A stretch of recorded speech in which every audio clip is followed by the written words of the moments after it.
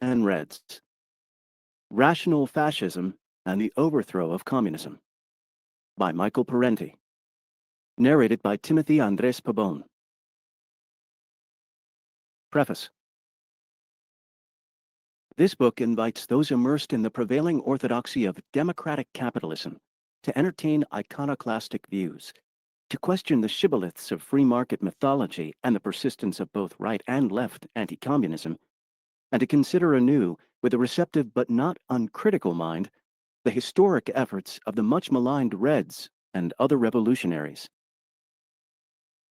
The political orthodoxy that demonizes communism permeates the entire political perspective. Even people on the left have internalized the liberal and/or conservative ideology that equates fascism and communism as equally evil totalitarian twins, two major mass movements of the 20th century.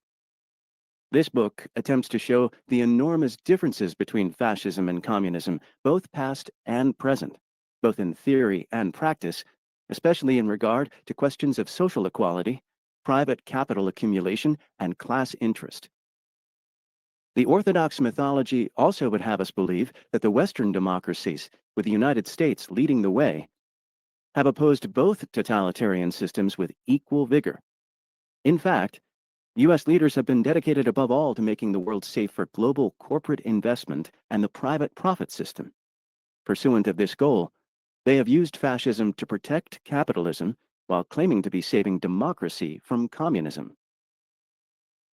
In this book, I discuss how capitalism propagates and profits from fascism, the value of revolution in the advancement of the human condition, the causes and effects of the destruction of communism, the continuing relevance of Marxism and class analysis, and the heartless nature of corporate class power. Over a century ago, in his great work Les Misérables, Victor Hugo asked, "Will the future arrive?" He was thinking of a future of social justice, free from the terrible shadows of oppression imposed by the few upon the great mass of humankind.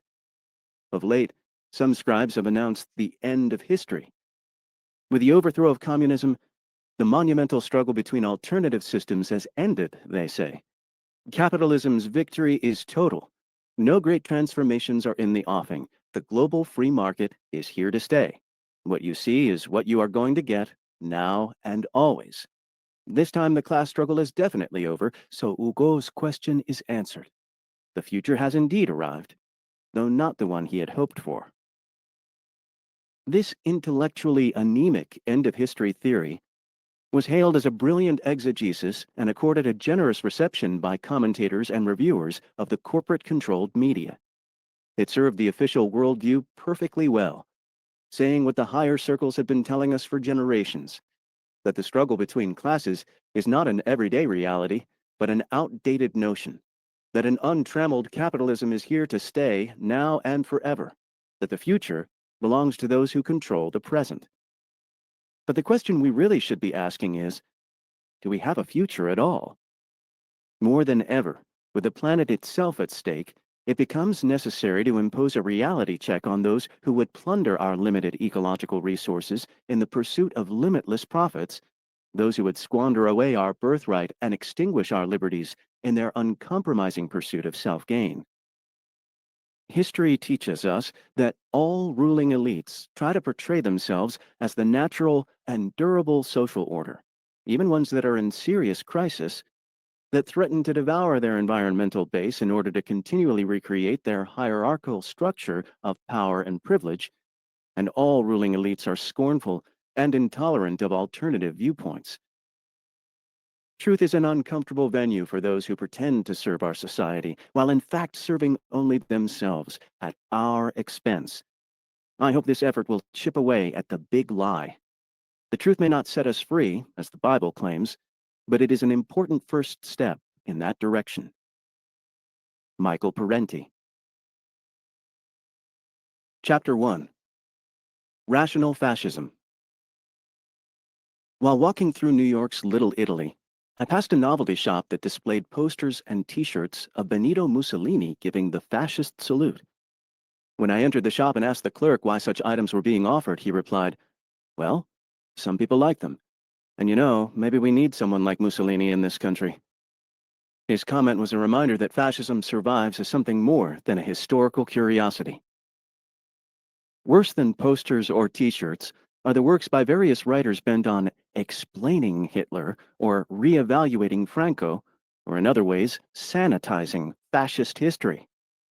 In Italy, during the 1970s, there emerged a veritable cottage industry of books and articles claiming that Mussolini not only made the trains run on time, but also made Italy work well. All these publications, along with many conventional academic studies, have one thing in common. They say little, if anything, about the class policies of fascist Italy and Nazi Germany. How did these regimes deal with social services, taxes, business, and the conditions of labor? For whose benefit and at whose expense? Most of the literature on fascism and Nazism does not tell us. Plutocrats choose autocrats. Let us begin with a look at fascism's founder. Born in 1883, the son of a blacksmith, Benito Mussolini's early manhood was marked by street brawls, arrests, jailings, and violent radical political activities. Before World War I, Mussolini was a socialist. A brilliant organizer, agitator, and gifted journalist, he became editor of the Socialist Party's official newspaper. Yet many of his comrades suspected him of being less interested in advancing socialism than in advancing himself. Indeed, when the Italian upper class tempted him with recognition, financial support, and the promise of power, he did not hesitate to switch sides. By the end of World War I, Mussolini, the socialist, who had organized strikes for workers and peasants, had become Mussolini, the fascist, who broke strikes on behalf of financiers and landowners. Using the huge sums he received from wealthy interests, he projected himself onto the national scene as the acknowledged leader of I Fasci di Combattimento, a movement composed of black-shirted ex-army officers and sundry toughs who were guided by no clear political doctrine other than a militaristic patriotism and conservative dislike for anything associated with socialism and organized labor. The fascist blackshirts spent their time attacking trade unionists, socialists, communists, and farm cooperatives.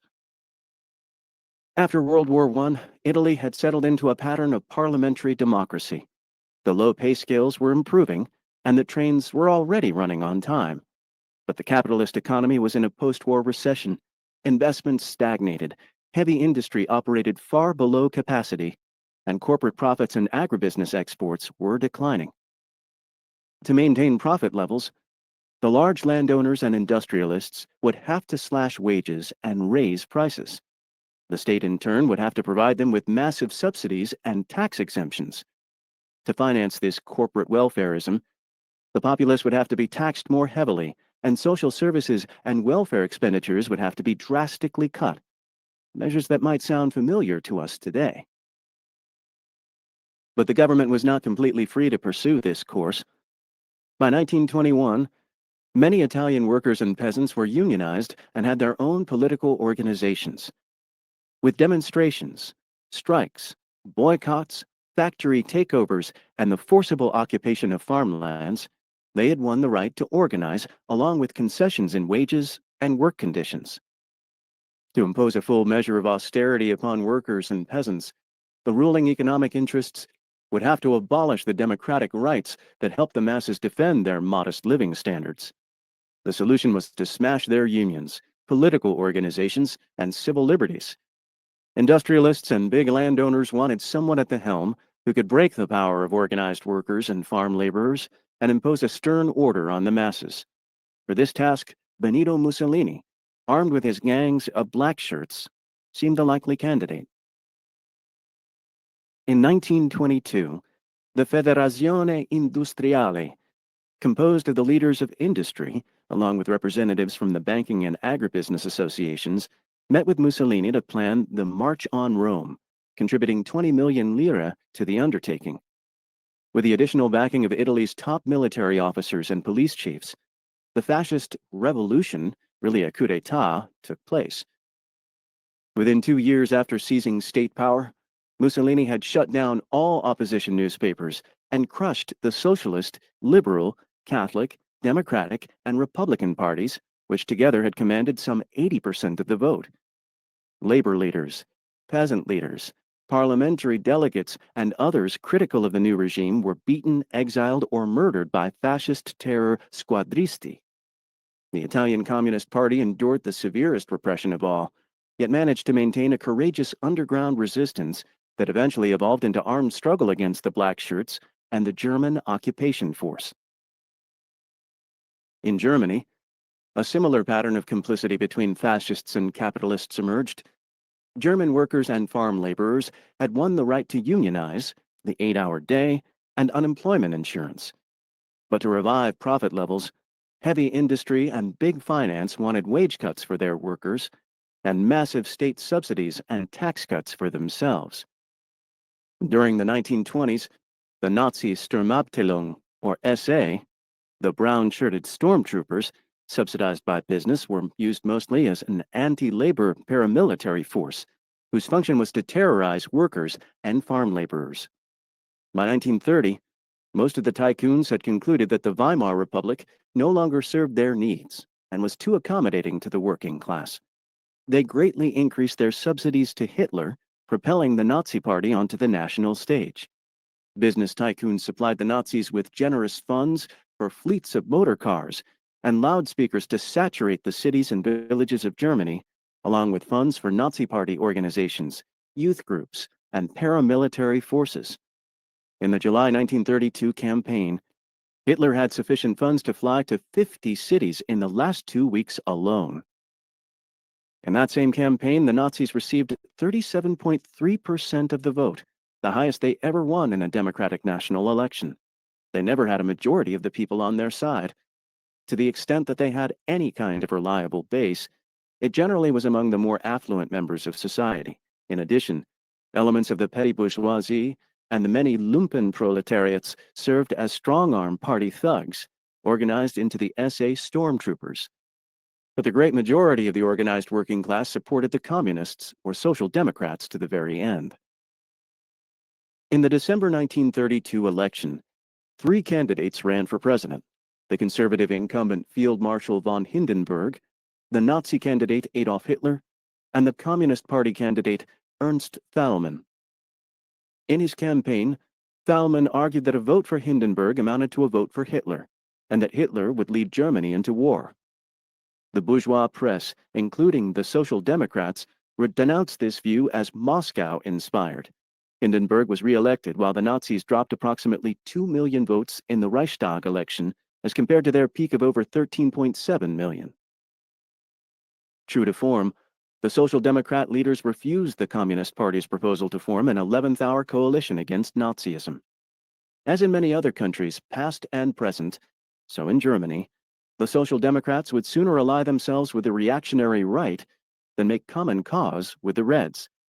Meanwhile, a number of right-wing parties coalesced behind the Nazis, and in January 1933, just weeks after the election, Hindenburg invited Hitler to become chancellor. Upon assuming state power, Hitler and his Nazis pursued a politico-economic agenda not unlike Mussolini's. They crushed organized labor and eradicated all elections, opposition parties, and independent publications. Hundreds of thousands of opponents were imprisoned, tortured, or murdered.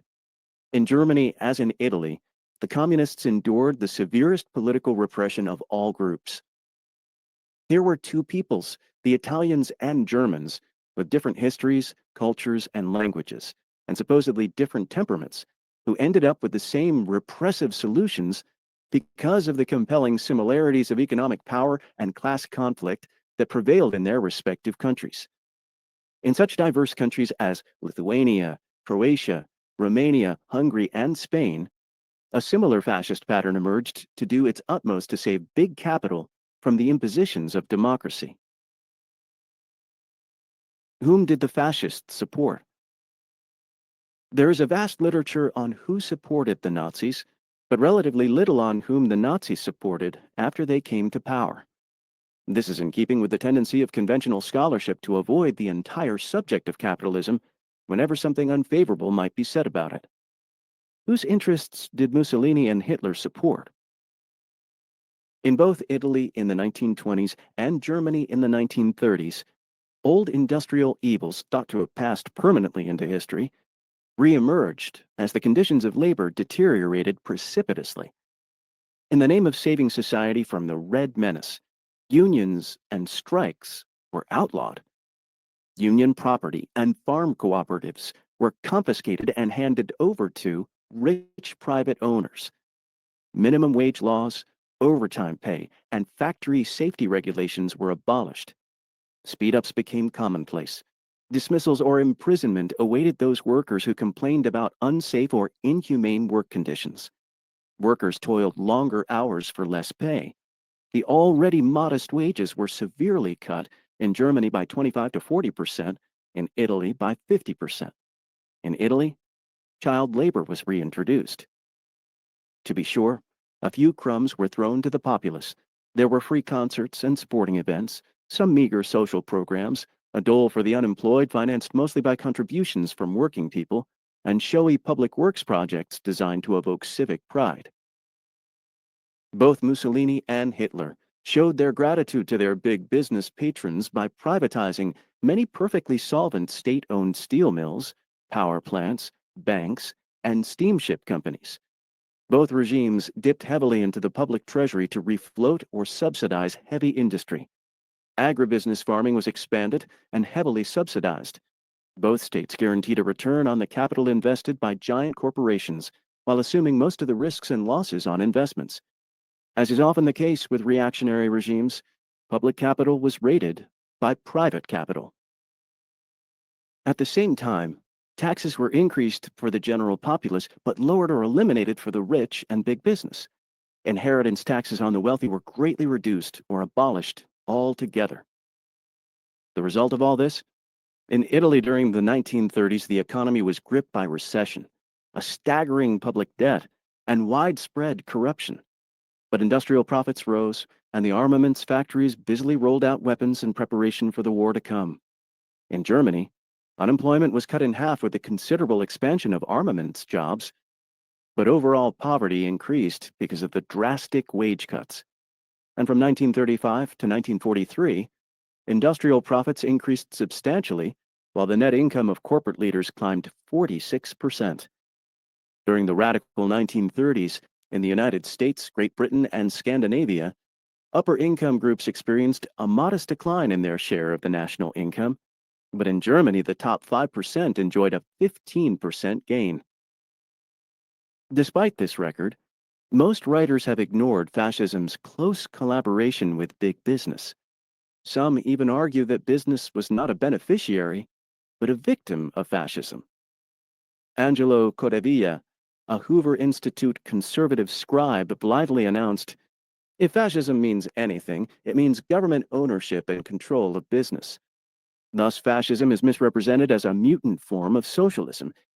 In fact, if fascism means anything, it means all-out government support for business and severe repression of anti-business, pro-labor forces. Is fascism merely a dictatorial force in the service of capitalism?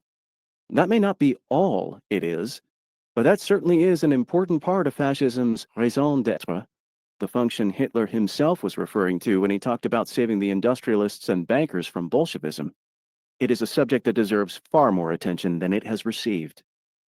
While the fascists might have believed they were saving the plutocrats from the Reds, in fact, the revolutionary left was never strong enough to take state power in either Italy or Germany.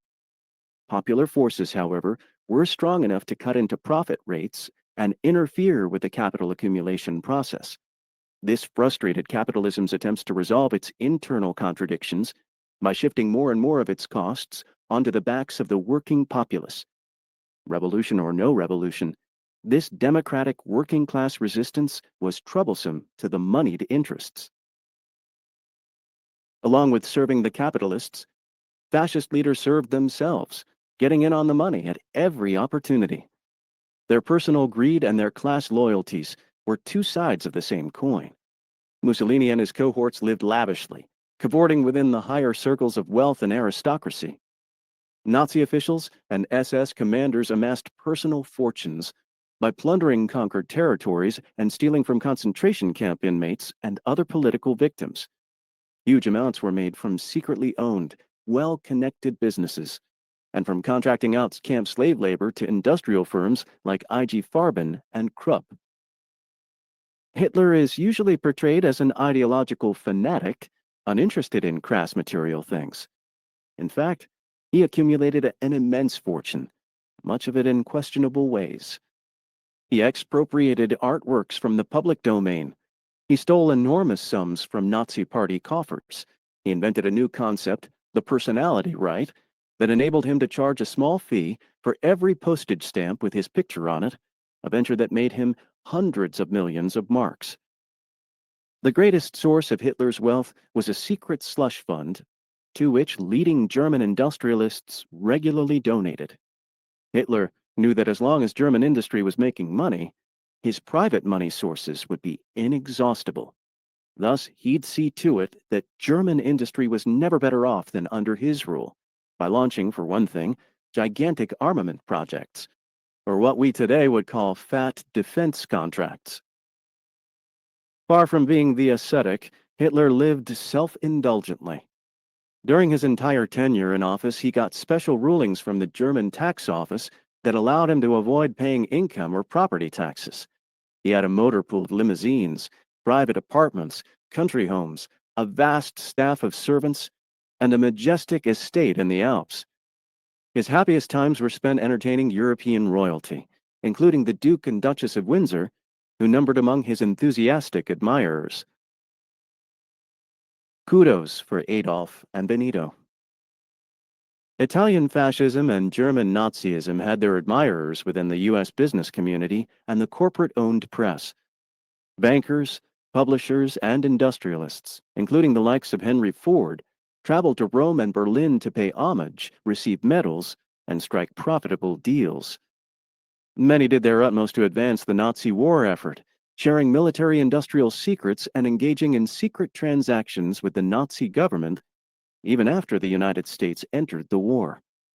During the 1920s and early 1930s, major publications like Fortune, The Wall Street Journal, Saturday Evening Post, New York Times, Chicago Tribune, and Christian Science Monitor hailed Mussolini as the man who rescued Italy from anarchy and radicalism. They spun rhapsodic fantasies of a resurrected Italy, where poverty and exploitation had suddenly disappeared, where Reds had been vanquished, harmony reigned, and Blackshirts protected a new democracy. The Italian language press in the United States eagerly joined the chorus. The two most influential newspapers, L'Italia of San Francisco, financed largely by A.P. Giannini's Bank of America, and Il Progresso of New York, owned by multimillionaire Generoso Poppe, looked favorably on the fascist regime and suggested that the United States could benefit from a similar social order. Some dissenters refused to join the "We Adore Benito" chorus.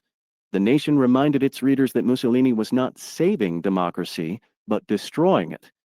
Progressives of all stripes and various labor leaders denounced fascism. But their critical sentiments received little exposure in the U.S. corporate media. As with Mussolini, so with Hitler. The press did not look too unkindly upon Der Führer's Nazi dictatorship. There was a strong "give Adolf a chance" contingent, some of it greased by Nazi money. In exchange for more positive coverage in the Hearst newspapers, for instance, the Nazis paid almost 10 times the standard subscription rate for Hearst's INS wire service. In return, William Randolph Hearst instructed his correspondents in Germany to file friendly reports about Hitler's regime. Those who refused were transferred or fired. Hearst newspapers even opened their pages to occasional guest columns by prominent Nazi leaders like Alfred Rosenberg and Hermann Göring. By the mid to late 1930s, Italy and Germany, allied with Japan, another industrial latecomer, were aggressively seeking a share of the world's markets and colonial booty, an expansionism that brought them increasingly into conflict with more established Western capitalist nations like Great Britain, France, and the United States. As the clouds of war gathered, U.S. press opinion about the Axis powers took on a decisively critical tone. The rational use of irrational ideology. Some writers stress the irrational features of fascism. By doing so, they overlook the rational political economic functions that fascism performed. Much of politics is the rational manipulation of irrational symbols. Certainly, this is true of fascist ideology, whose emotive appeals have served a class control function. First, there was the cult of the leader in Italy, Il Duce in Germany, der Führerprinzip. With leader worship, there came the idolatry of the state. As Mussolini wrote, the fascist conception of life stresses the importance of the state and accepts the individual only insofar as his interests coincide with those of the state. Fascism preaches the authoritarian rule of an all-encompassing state and a supreme leader. It extols the harsher human impulses of conquest and domination, while rejecting egalitarianism, democracy, collectivism, and pacifism as doctrines of weakness and decadence. A dedication to peace, Mussolini wrote, is hostile to fascism. Perpetual peace, he claimed in 1934, is a depressing doctrine. Only in cruel struggle and conquest do men or nations achieve their highest realization. Though words are beautiful things, he asserted, rifles, machine guns, planes, and cannons are still more beautiful. And on another occasion he wrote, war alone puts the stamp of nobility upon the peoples who have the courage to meet it. Ironically, most Italian army conscripts had no stomach for Mussolini's wars, tending to remove themselves from battle once they discovered that the other side was using live ammunition. Fascist doctrine stresses monistic values, ein Volk, ein Reich, ein Führer, one people, one rule, one leader. The people are no longer to be concerned with class divisions, but must see themselves as part of a harmonious whole, rich and poor as one, a view that supports the economic status quo by cloaking the ongoing system of class exploitation. This is in contrast to a left agenda that advocates the articulation of popular demands and a sharpened awareness of social injustice and class struggle. This monism is buttressed by atavistic appeals to the mythical roots of the people. For Mussolini, it was the grandeur that was Rome. For Hitler, the ancient Volk. A play written by a pro-Nazi Hans Jost, entitled Schlageter, and performed widely throughout Germany soon after the Nazis seized power, Hitler attended the opening night in Berlin, pits Volk mysticism against class politics. The enthusiastic August is talking to his father, Schneider. August. You won't believe it, Papa, but the young people don't pay much attention to these old slogans anymore. The class struggle is dying out. Schneider. So? And what do you have then? August. The Volk community. Schneider. And that's a slogan? August. No, it's an experience. Schneider. My God. Our class struggle, our strikes. They weren't an experience, eh? Socialism, the International, were they fantasies, maybe? August. They were necessary, but they are historical experiences. Schneider. So, and the future, therefore, will have your Volk community. Tell me, how do you actually envision it? Poor, rich, healthy, upper, lower? All this ceases with you, eh? August. Look, Papa. Upper, lower, poor, rich, that always exists. It is only the importance one places on that question that's decisive. To us, life is not chopped up into working hours and furnished with price charts. Rather, we believe in human existence as a whole. None of us regards making money as the most important thing. We want to serve. The individual is a corpuscle in the bloodstream of his people. The son's comments are revealing. The class struggle is dying out. Papa's concern about the abuses of class power and class injustice is facilely dismissed as just a frame of mind with no objective reality. It is even falsely equated with a crass concern for money. None of us regard making money as important. Presumably, matters of wealth are to be left to those who have it. We have something better, August is saying. A totalistic, monistic experience as a people, all of us, rich and poor, working together for some greater glory. Conveniently overlooked is how the glorious sacrifices are borne by the poor for the benefit of the rich. The position enunciated in that play and in other Nazi propaganda does not reveal an indifference to class. Quite the contrary, It represents a keen awareness of class interests, a well-engineered effort to mask and mute the strong class consciousness that existed among workers in Germany.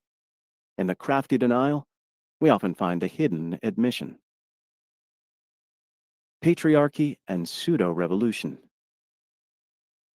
Fascism's national chauvinism, racism, sexism, and patriarchal values also served a conservative class interest.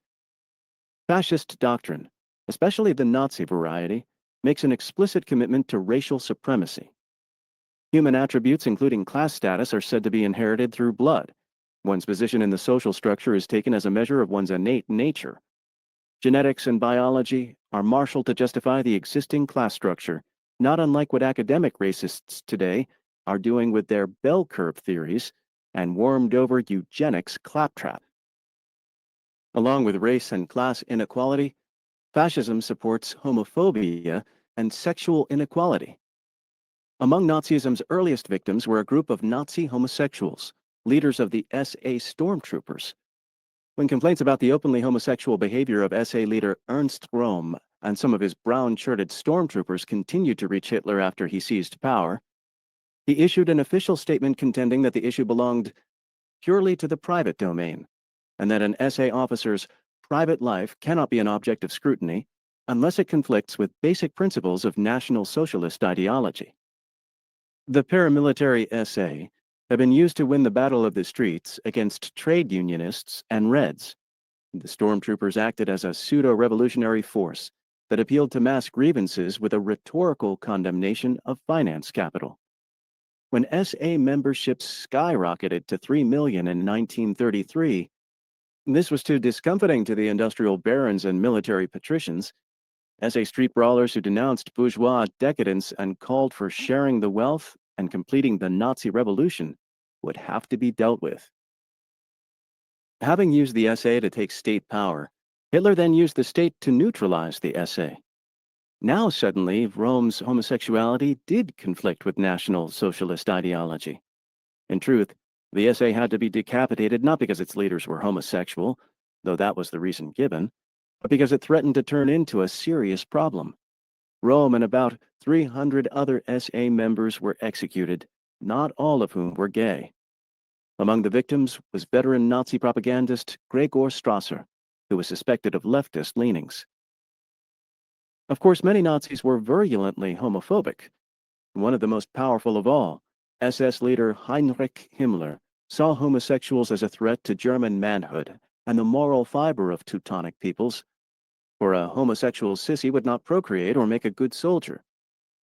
Himmler's homophobia and sexism came together when he announced, "If a man just looks at a girl in America, he can be forced to marry her or pay damages.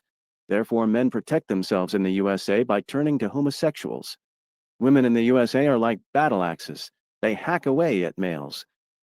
Thus spoke one of the great minds of Nazism.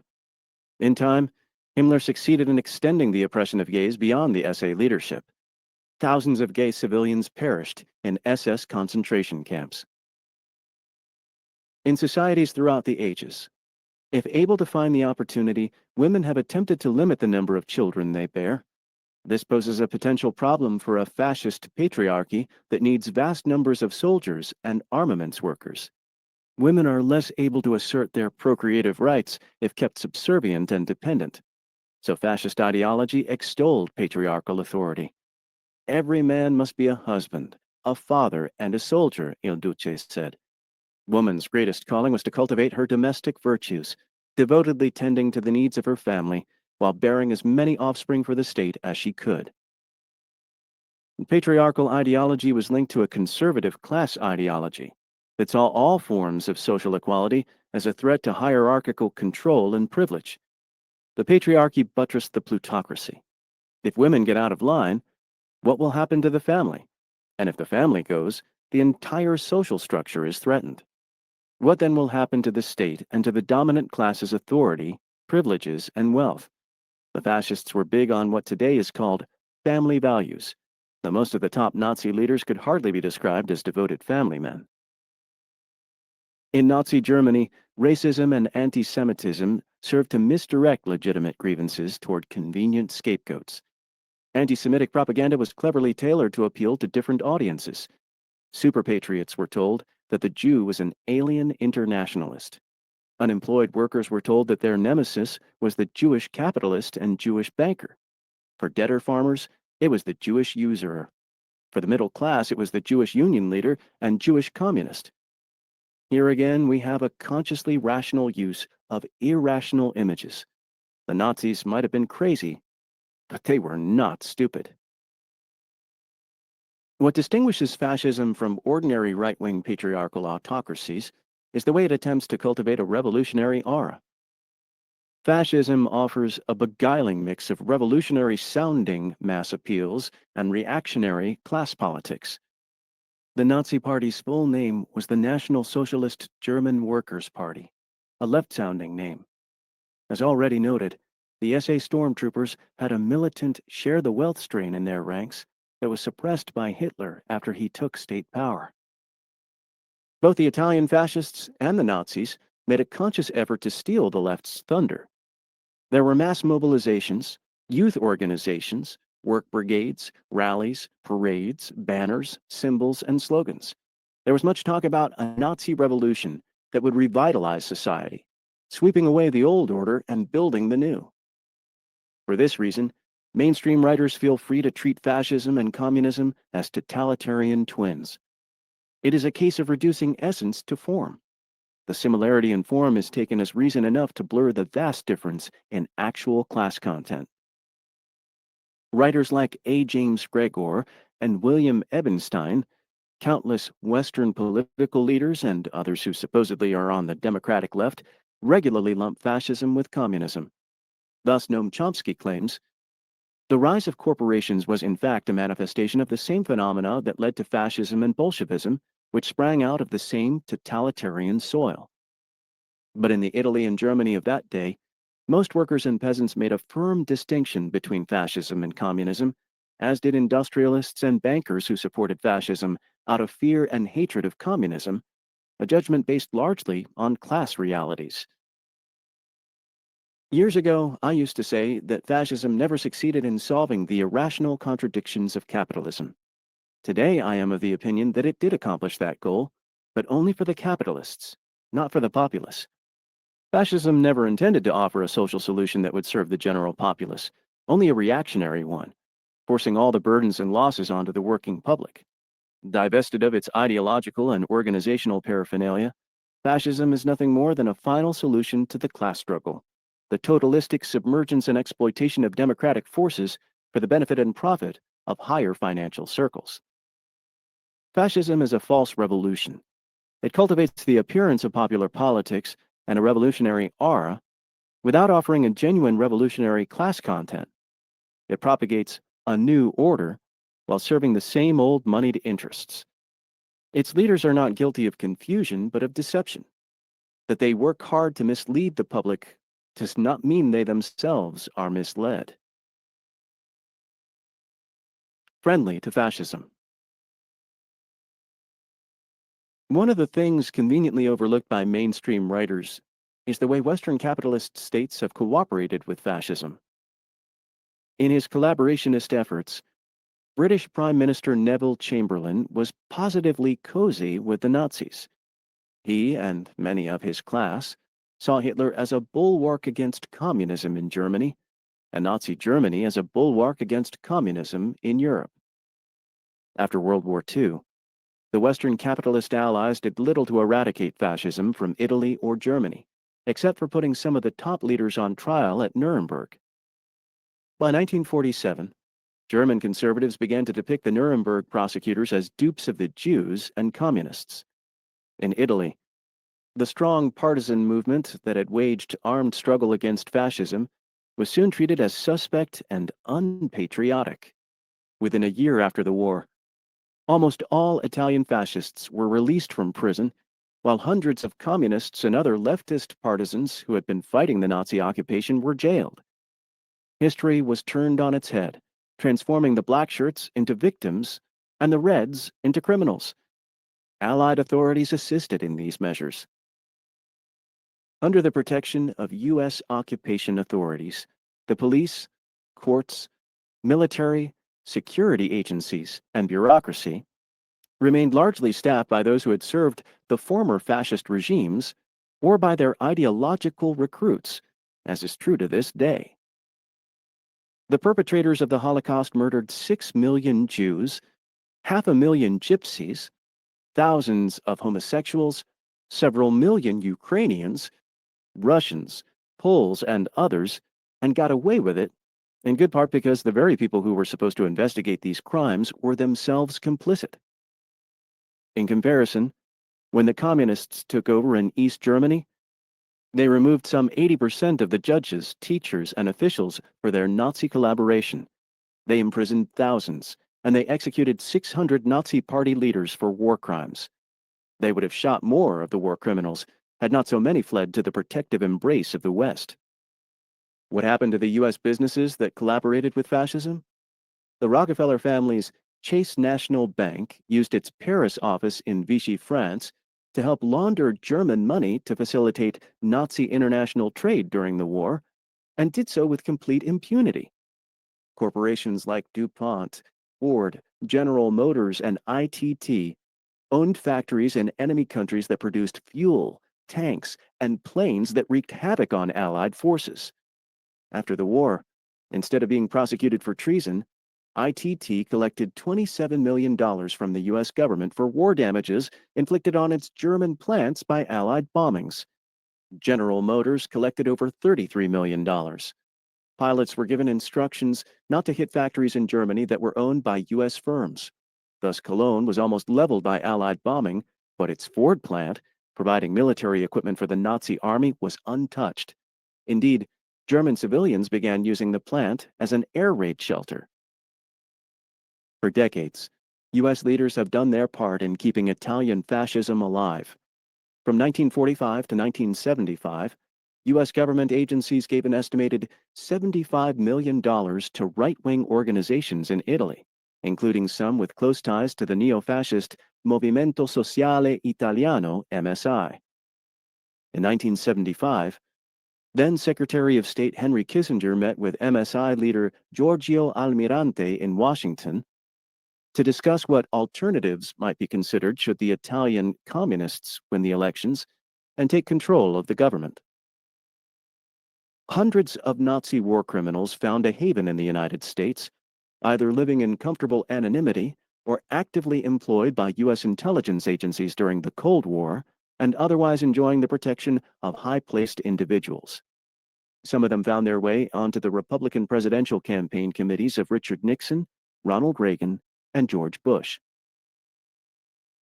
In Italy, from 1969 to 1974, high-ranking elements in Italian military intelligence and civilian intelligence agencies, members of P2, a secret lodge of upper-class reactionaries, pro-fascist Vatican officials, and top military brass, and Gladio, a NATO-inspired anti-communist mercenary force, embarked upon a concerted campaign of terror and sabotage known as the Strategy of Tension.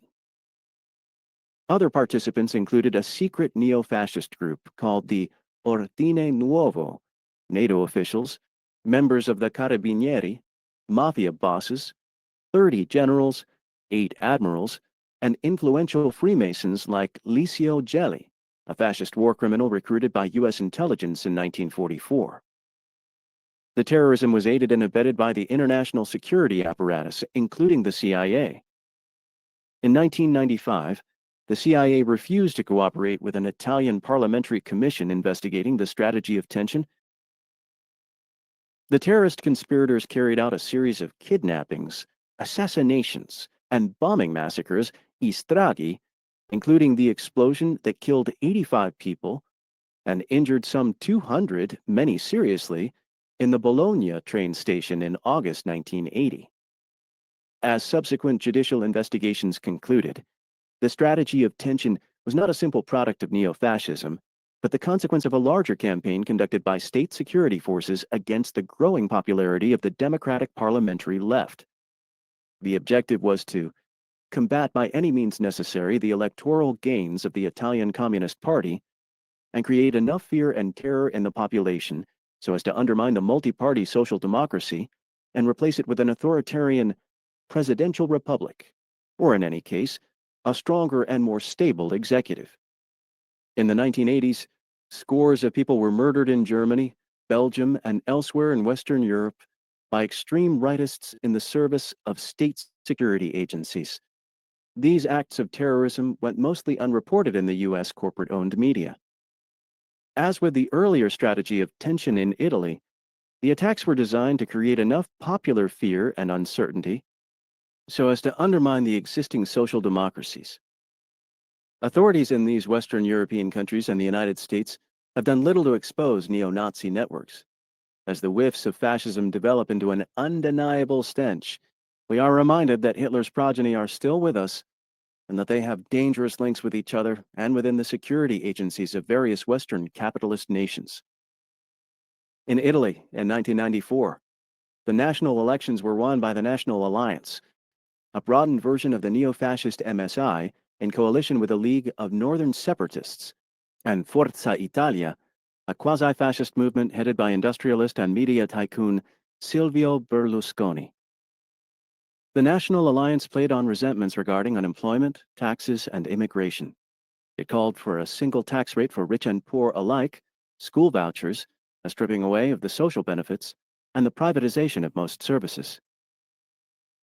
The Italian neo-fascists were learning from the U.S. reactionaries how to achieve fascism's class goals within the confines of quasi-democratic forms, use an upbeat, Reagan-esque optimism, replace the jackbooted militarists with media-hyped crowd-pleasers, convince people that government is the enemy, especially its social service sector, while strengthening the repressive capacities of the state, instigate racist hostility and antagonisms between the resident population and immigrants, preach the mythical virtues of the free market, and pursue tax and spending measures that redistribute income upward.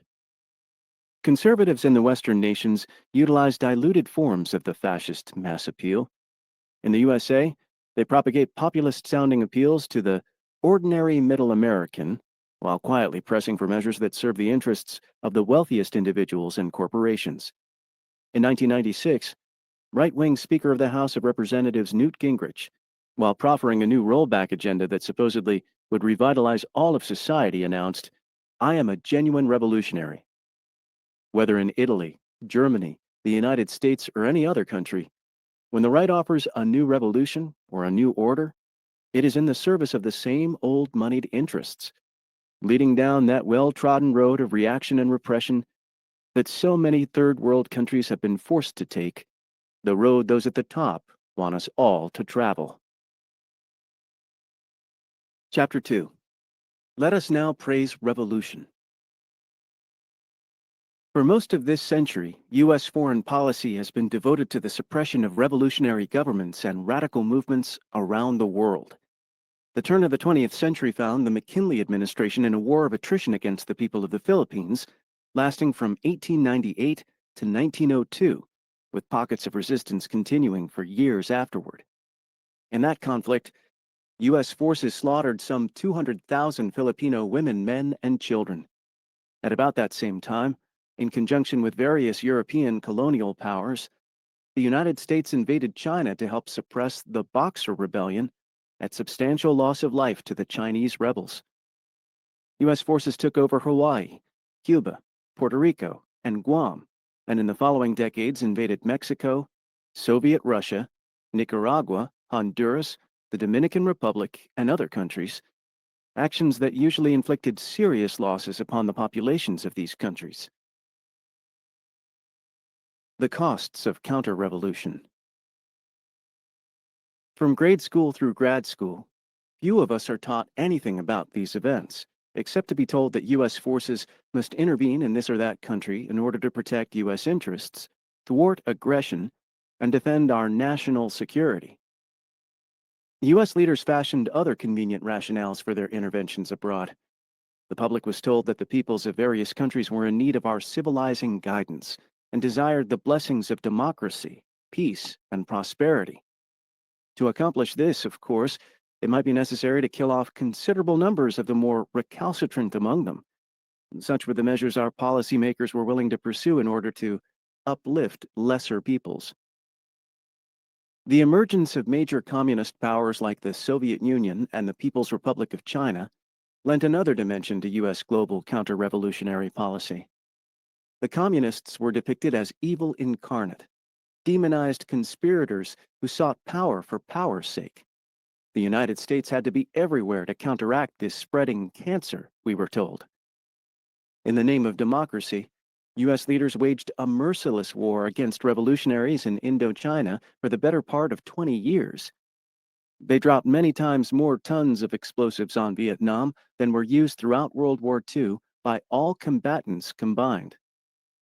Testifying before a congressional committee, former CIA Director William Colby admitted that under his direction, U.S. forces and their South Vietnam collaborators carried out the selective assassination of 24,000 Vietnamese dissidents in what was known as the Phoenix Program.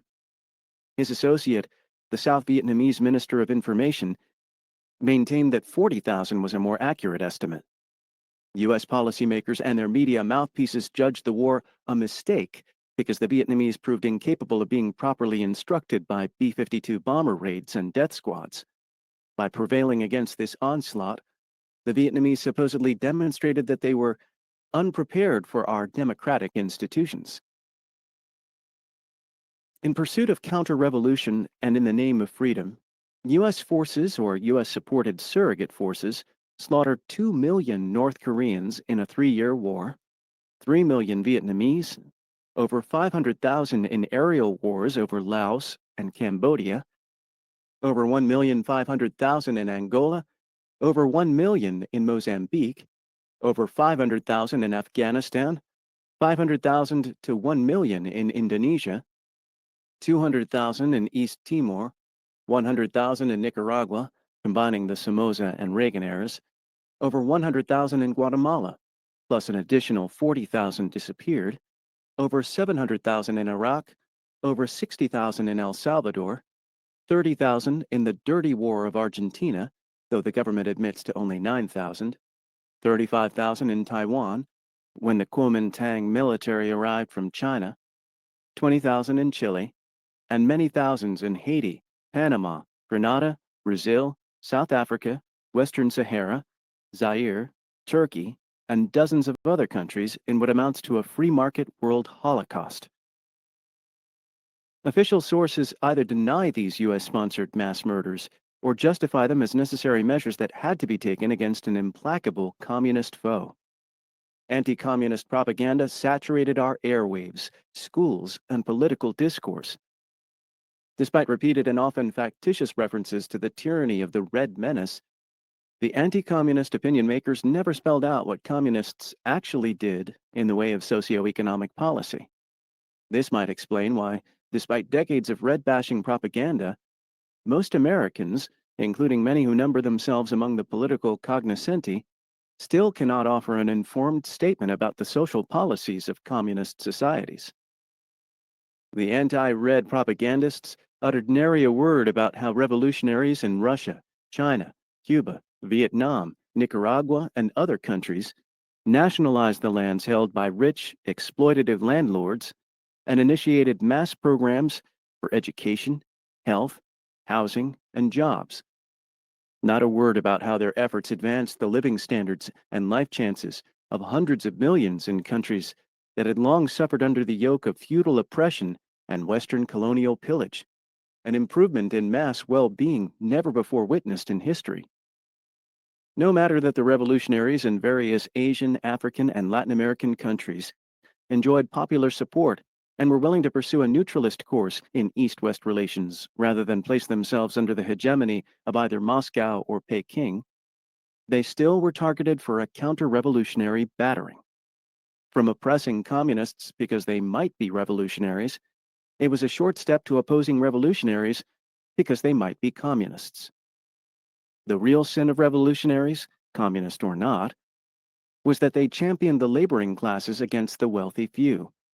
They advocated changes in the distribution of class power and the way wealth was produced and used. They wanted less individualistic advancement at the expense of the many and collective betterment for the entire working populace. Presumptions of power.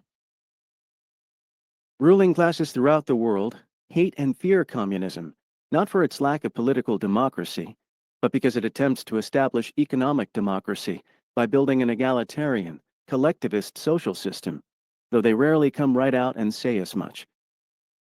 This counter-revolutionary interventionist policy rests on several dubious assumptions that might be stated and rebutted as follows. 1. U.S. leaders have the right to define the limits of socioeconomic development within other nations. Not true. Under no canon of international law or any other legal stricture do the leaders of this country have the right to ordain what kind of economic system or mode of social development another country may adopt. No more right than do the leaders of other countries have to dictate such things to the United States. In practice, the option to dictate is exercised by the strong over the weak, a policy of might, not right. 2. The United States must play a counter-revolutionary containment role in order to protect our national interests. This is true only if we equate our national interests with the investment interests of high finance.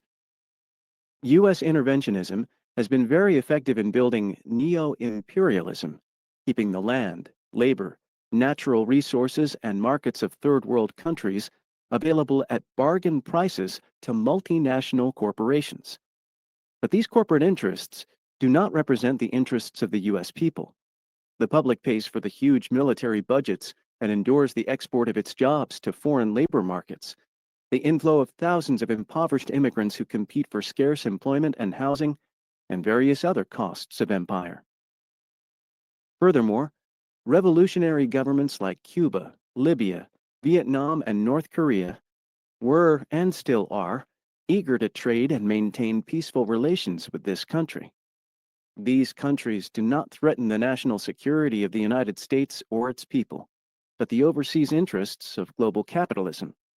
If allowed to multiply in numbers, countries with an alternative socialist system, one that uses the land, labor, capital, and natural resources in collectivist ways, placing people before profits, would eventually undermine global capitalism. 3. The United States has a moral obligation to guarantee the stability of nations that are undergoing democratic development but are threatened by revolutionaries and terrorists. In fact, most U.S. interventions are on behalf of corrupt and self-serving oligarchs and anti-democratic militarists who take power with or without the benefit of U.S.-sponsored showcase elections. Third world oligarchs are frequently educated at elite U.S. universities or end up on the CIA payroll, as do their police chiefs and military officers, many of whom receive training in torture and assassination at U.S. counterinsurgency institutions. 4. Fundamental social change should be peacefully pursued within the established order of nations rather than by revolutionary turmoil. U.S. policymakers maintain that they favor eliminating mass poverty in poorer countries and that they are not opposed to the laudatory objectives of social revolution, but to its violent methods. They say that transformations must be effected gradually and peacefully, preferably through private investment and the benign workings of the free market. In fact, corporate investment is more likely to deter rather than encourage reform by preempting markets and restructuring the local economy to fit foreign capital extraction needs. International finance capital has no interest in bettering the life chances of third world peoples. Generally, as Western investments have increased in the third world, life conditions for the ordinary peasants and workers have grown steadily more desperate. Whose violence? People throughout the world do not need more corporate investments. Rather, they need the opportunity to wrest back their land, labor, natural resources, and markets in order to serve their own social needs. Such a revolutionary development invites fierce opposition from apostles of the free market, whose violent resistance to social change makes peaceful transformation impossible to contemplate.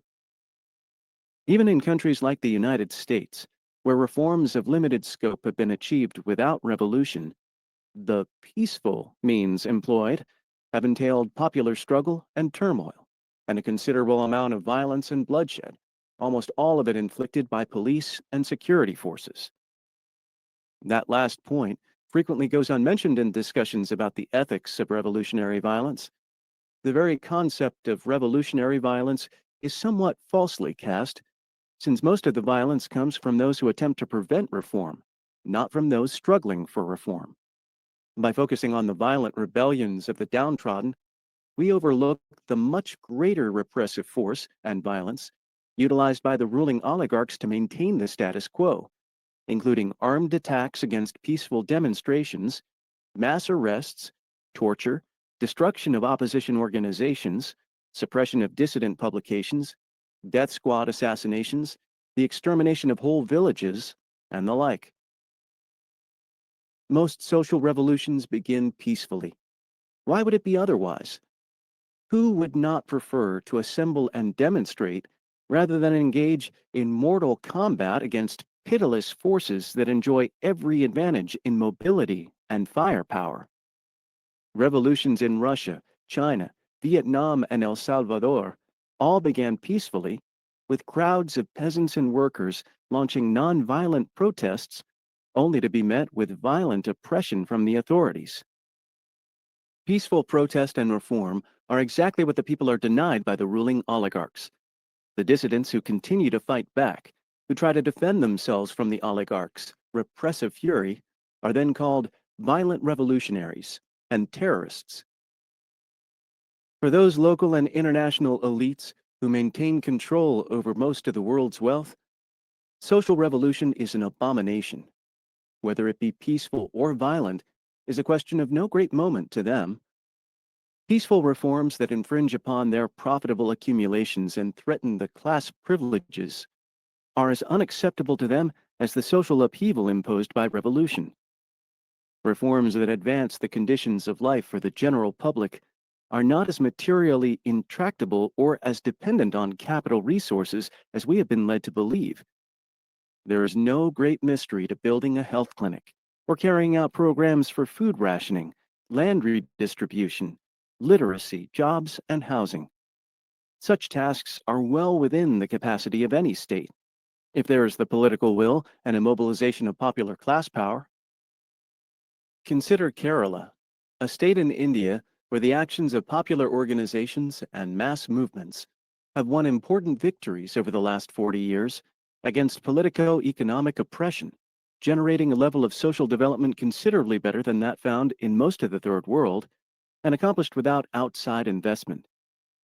Kerala has mass literacy, a lower birth rate and lower death rate than the rest of India, better public health services, fewer child workers, higher nutritional levels thanks to a publicly subsidized food rationing system, more enlightened legal support and educational programs for women, and some social security protections for working people and for the destitute and physically handicapped.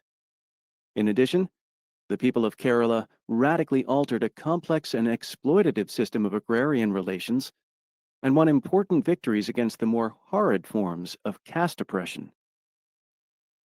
Though Kerala has no special sources of wealth, it has had decades of communist organizing and political struggle that reached and moved large numbers of people and breathed life into the state's democracy. Despite its relatively short periods in the leadership of government, it is the Communist Party that has set the basic legislative agenda of the people of Kerala, notes Indian scholar V.K. Ramachandran. All this is not to deny that many people in Kerala endure unacceptable conditions of poverty. Still, despite a low level of income and limited resources, the achievements wrought by democratic government intervention and propelled by mass action have been substantial, representing the difference between a modestly supportable existence and utter misery. Many third world peoples produced dedicated and capable popular organizations, as did the communists in Kerala, but they are usually destroyed by repressive state forces. In Kerala, popular agitation and input took advantage of democratic openings and in turn gave more social substance to the democracy. What is needed for social betterment is not International Monetary Fund loans or corporate investments, but political organization and democratic opportunity, and freedom from U.S.-sponsored state terrorism. U.S. foreign aid programs offer another example of how imperialist policy masquerades as social reform within third world nations. Aid programs are not intended to affect serious social betterment. At best, they finance piecemeal projects of limited impact.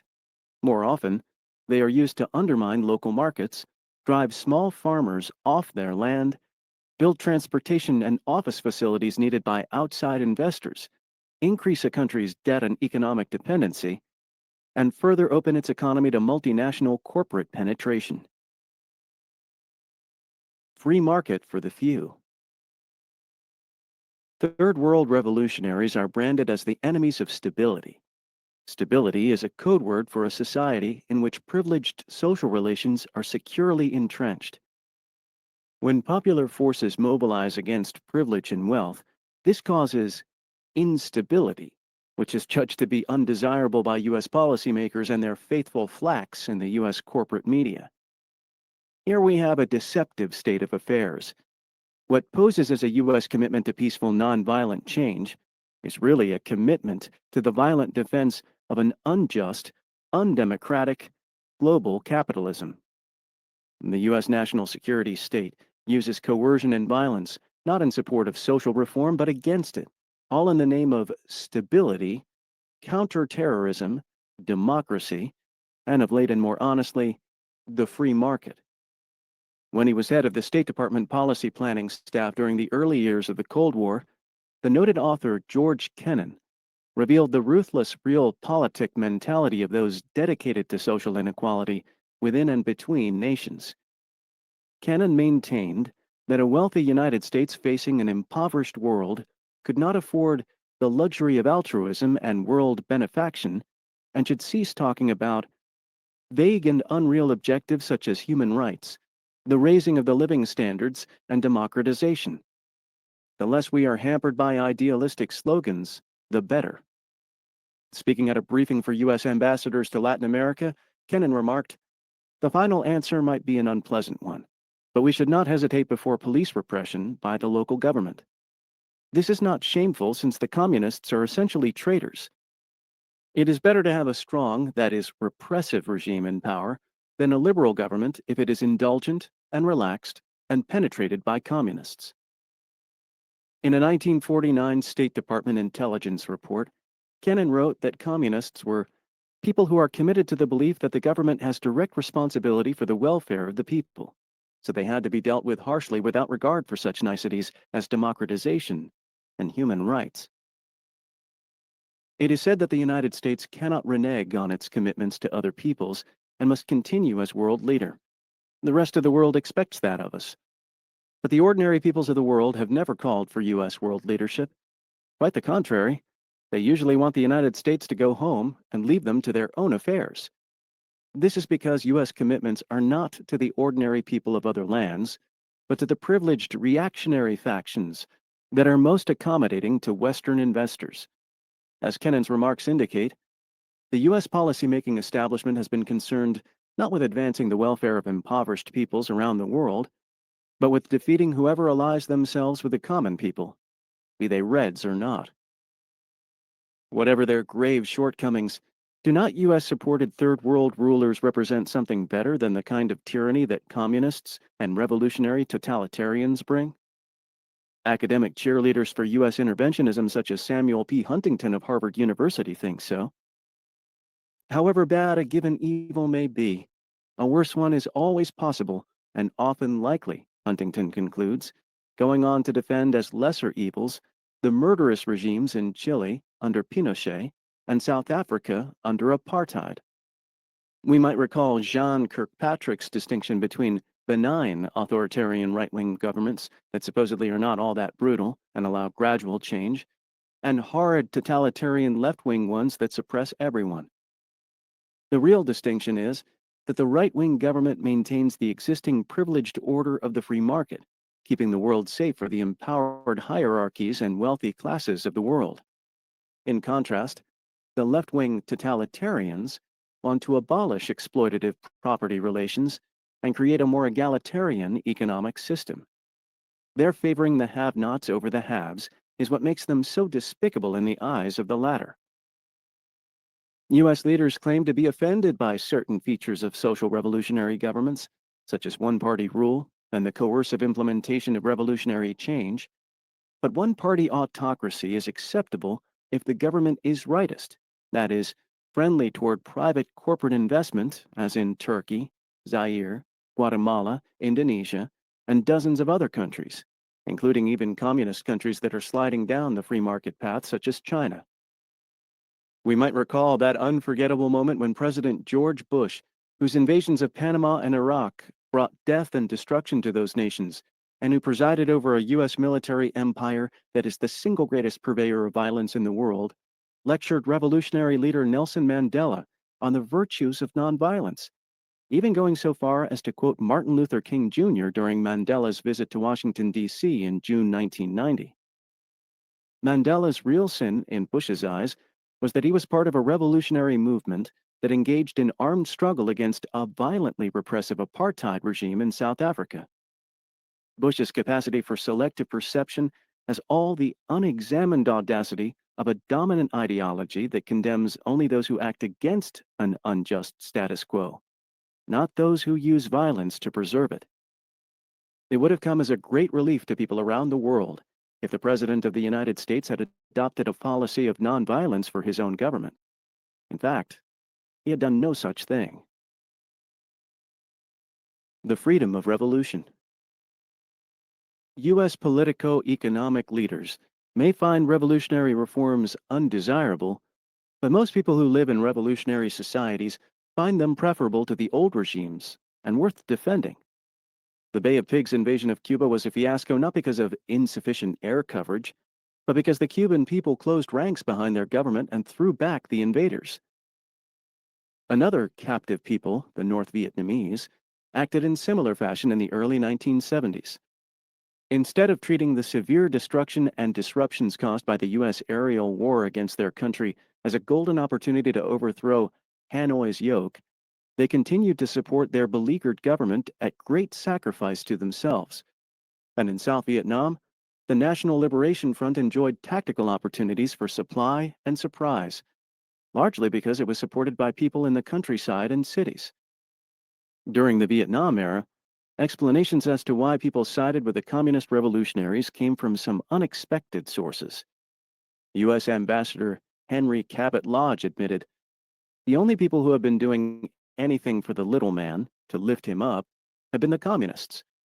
In a similar vein, one faithful propagator of the official line, columnist James Reston, wrote with surprising candor, "Even Premier Kai, U.S.-sponsored dictator of South Vietnam, told this reporter today that the communists were closer to the people's yearnings for social justice and an independent life than his own government."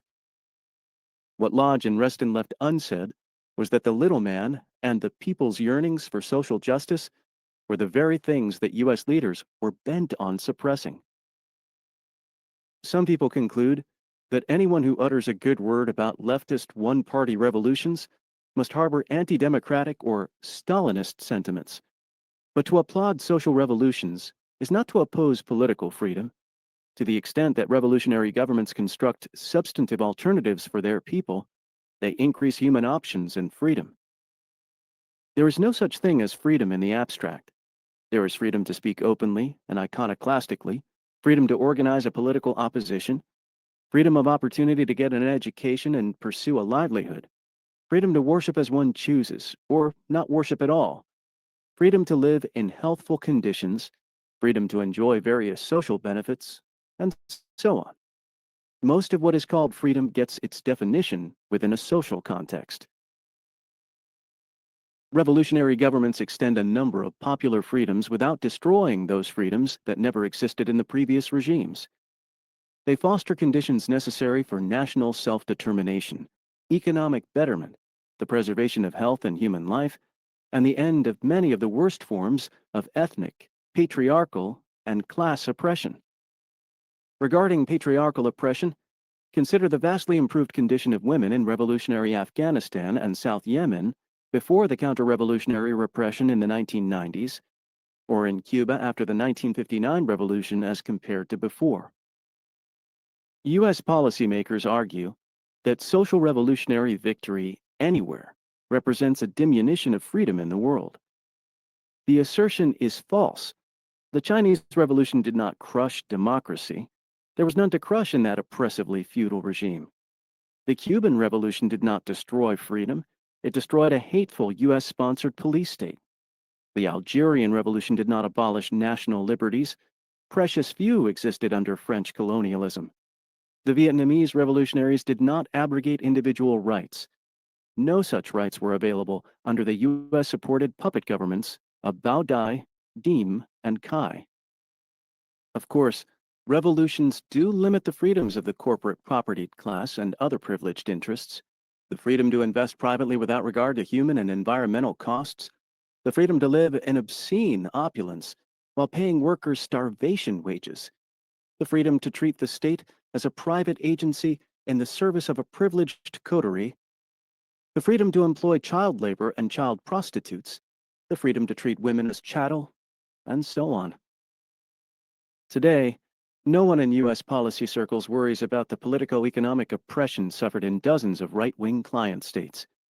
Their professed desire to bring Western political democracy to nations that have had revolutions rarely extends to free market autocracies, and the grudging moves toward political democracy occasionally made in these autocracies come only through popular pressure and rebellion, and only with the unspoken understanding that democratic governance will not infringe substantially upon the interests of the moneyed class. What measure of pain? Is the pain of revolution worth the gain? Cost-benefit accounting is a complicated business when applied to social transitions. But have we ever bothered to compare the violence of revolution against the violence that preceded it? I do not know how one measures the price of historical victories, said Robert Heilbronner. I only know that the way in which we ordinarily keep the books of history is wrong. We make no tally of the generations claimed by that combination of economic exploitation and political suppression, so characteristic of the ancien regimes, the hapless victims of flood and famine and the Yangtze Valley of yesterday, the child prostitutes found dead in the back alleys of old Shanghai, the muzhiks stricken by cold and starvation across the frozen steppes of Russia. And what of today? No one is tallying the thousands of nameless victims who succumbed to U.S.-trained torturers in Latin America, the hundreds of villages burned by counterinsurgency forces, the millions who are driven from their ancestral lands and sentenced to permanently stunted and malnourished lives, the millions more who perish in the desperate misery and congestion of shanty slums and internment camps. Their sufferings go unrecorded and are not figured in the balance when the revolution metes out justice to erstwhile oligarchs and oppressors or commits excesses and abuses of its own.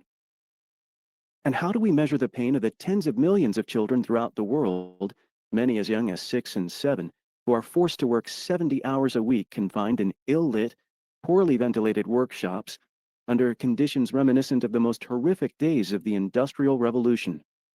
The General Agreement on Tariffs and Trade, GATT, a sweeping, multinational free trade act that amounts to a carte blanche for global capitalism, offers no protection for children who are exploited, abused, overworked, and underpaid. During GATT negotiations, leaders of third world countries successfully argued against placing any restrictions on child labor, arguing that children have always worked in their cultures and such traditional practices should be respected. To prohibit child labor would limit the free market and affect severe hardship on those poor families in which a child is often the only wage earner.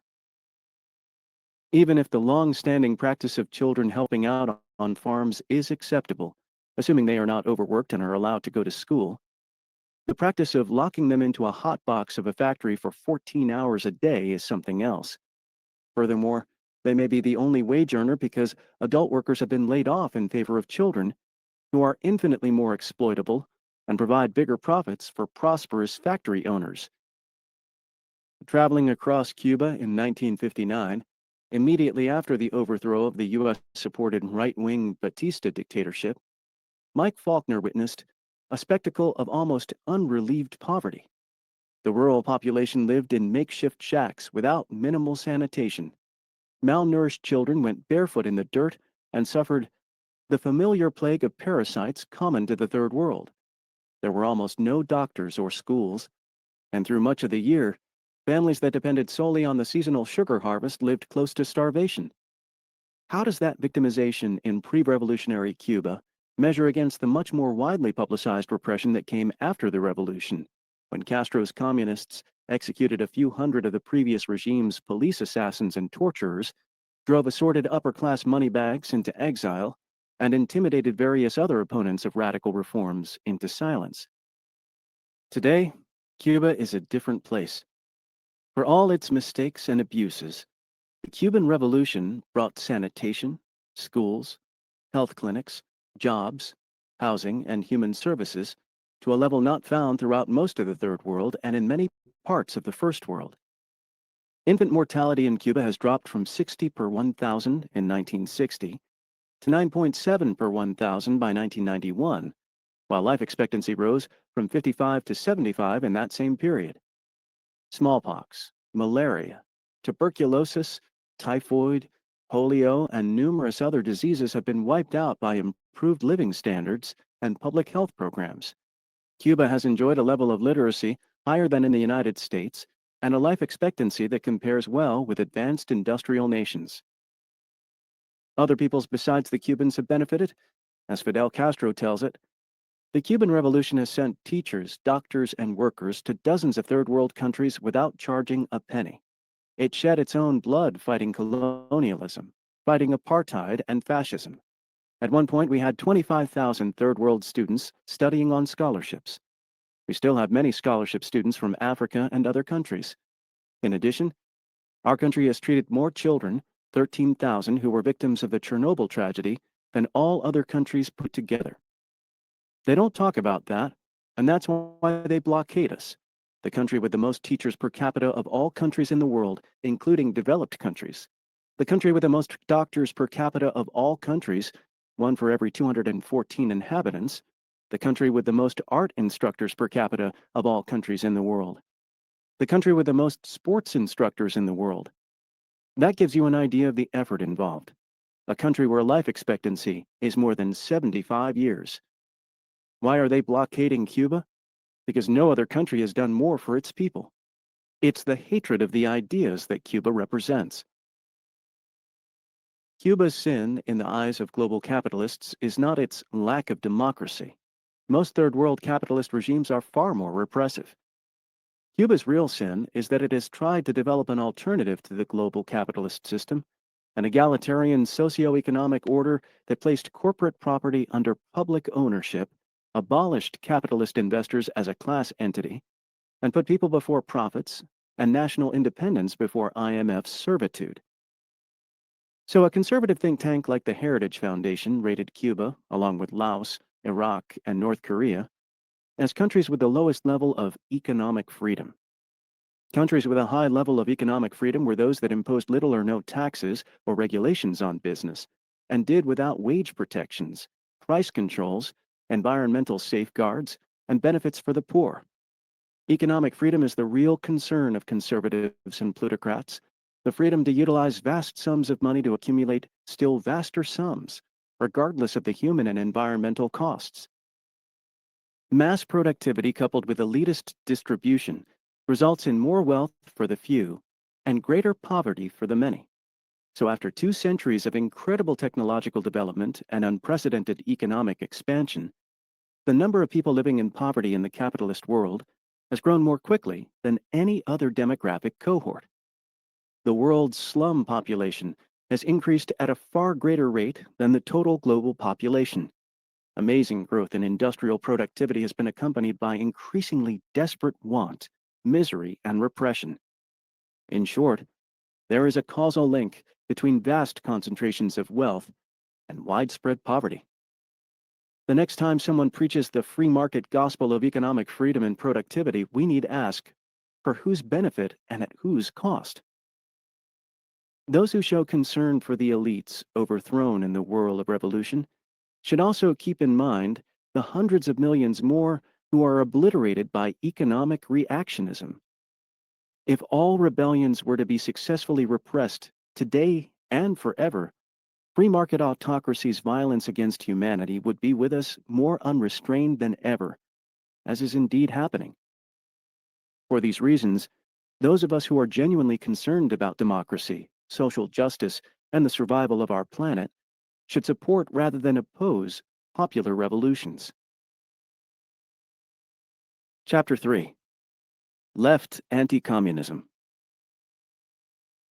In the United States, for over 100 years, the ruling interests tirelessly propagated anti-communism among the populace until it became more like a religious orthodoxy than a political analysis. During the Cold War, the anti-communist ideological framework could transform any data about existing communist societies into hostile evidence. If the Soviets refused to negotiate a point, they were intransigent and belligerent. If they appeared willing to make concessions, this was but a skillful ploy to put us off our guard. By opposing arms limitations, they would have demonstrated their aggressive intent. But when in fact they supported most armament treaties, it was because they were mendacious and manipulative.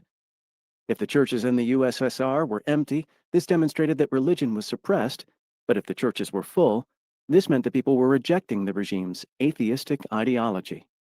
If the workers went on strike, as happened on infrequent occasions, this was evidence of their alienation from the collectivist system. If they didn't go on strike, this was because they were intimidated and lacked freedom. A scarcity of consumer goods demonstrated the failure of the economic system. An improvement in consumer supplies meant only that the leaders were attempting to placate a restive population and so maintain a firmer hold over them. If communists in the United States played an important role struggling for the rights of workers, the poor, African Americans, women, and others, this was only their guileful way of gathering support among disfranchised groups and gaining power for themselves. How one gained power by fighting for the rights of powerless groups was never explained. What we are dealing with is a non-falsifiable orthodoxy, so assiduously marketed by the ruling interests that it affected people across the entire political spectrum. Genuflection to orthodoxy. Many on the US left have exhibited a Soviet bashing and red baiting that matches anything on the right in its enmity and crudity. Listen to Noam Chomsky holding forth about left intellectuals who try to rise to power on the backs of mass popular movements and then beat the people into submission. You start off as basically a Leninist who's going to be part of the red bureaucracy. You see later that power doesn't lie that way, and you very quickly become an ideologist of the right. We're seeing it right now in the former Soviet Union. The same guys who were communist thugs 2 years back are now running banks and are enthusiastic free marketeers and praising Americans. Chomsky's imagery is heavily indebted to the same U.S. corporate political culture he so frequently criticizes on other issues. In his mind, the revolution was betrayed by a coterie of communist thugs who merely hunger for power rather than wanting the power to end hunger. In fact, the communists did not very quickly switch to the right, but struggled in the face of a momentous onslaught to keep Soviet socialism alive for more than 70 years. And to be sure, in the Soviet Union's waning days, some like Boris Yeltsin crossed over to capitalist ranks, but others continued to resist free market incursions at great cost to themselves, many meeting their deaths during Yeltsin's violent repression of the Russian parliament in 1993. Some leftists and others fall back on the old stereotype of power-hungry Reds who pursue power for power's sake without regard for actual social goals. If true, one wonders why, in country after country, these Reds side with the poor and powerless, often at great risk and sacrifice to themselves, rather than reaping the rewards that come with serving the well-placed.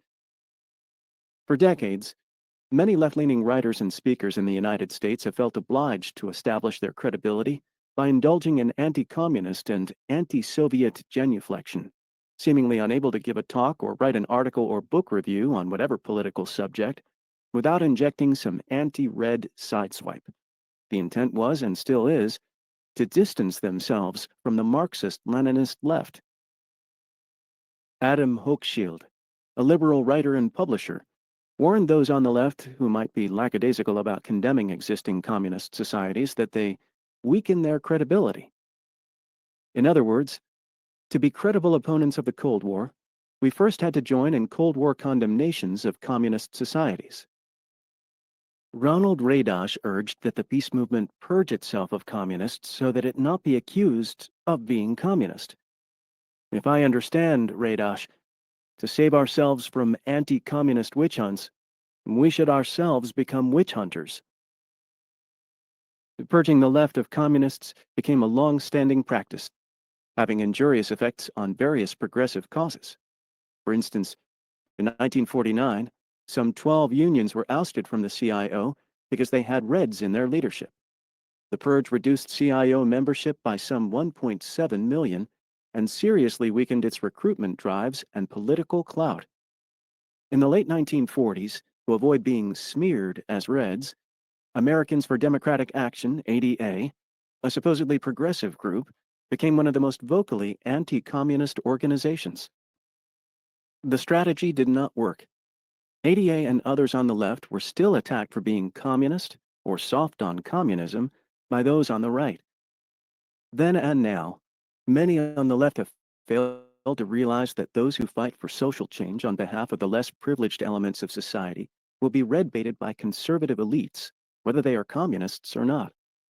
For ruling interests, it makes little difference whether their wealth and power is challenged by communist subversives or loyal American liberals.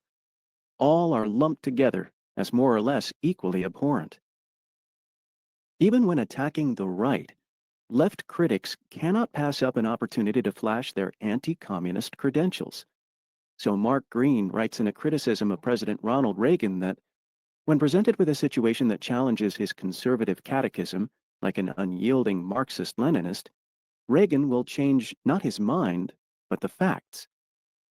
While professing a dedication to fighting dogmatism, both of the right and left, individuals who perform such de rigueur genuflections reinforce the anti-communist dogma. Red-baiting leftists contributed their share to the climate of hostility that has given U.S. leaders such a free hand in waging hot and cold wars against communist countries, and which even today makes a progressive or even liberal agenda difficult to promote.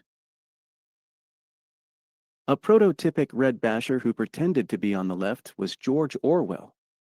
In the middle of World War II, as the Soviet Union was fighting for its life against the Nazi invaders at Stalingrad, Orwell announced that a willingness to criticize Russia and Stalin is the test of intellectual honesty.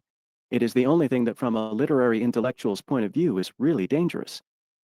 Safely ensconced within a virulently anti-communist society, Orwell, with Orwellian doublethink, characterized the condemnation of communism as a lonely, courageous act of defiance. Today, his ideological progeny are still at it, offering themselves as intrepid left critics of the left, waging a valiant struggle against imaginary Marxist-Leninist, Stalinist hordes. Sorely lacking within the U.S. left is any rational evaluation of the Soviet Union, a nation that endured a protracted civil war and a multinational foreign invasion in the very first years of its existence, and that 2 decades later threw back and destroyed the Nazi beast at enormous cost to itself. In the 3 decades after the Bolshevik Revolution, the Soviets made industrial advances equal to what capitalism took a century to accomplish, while feeding and schooling their children rather than working them 14 hours a day as capitalist industrialists did and still do in many parts of the world.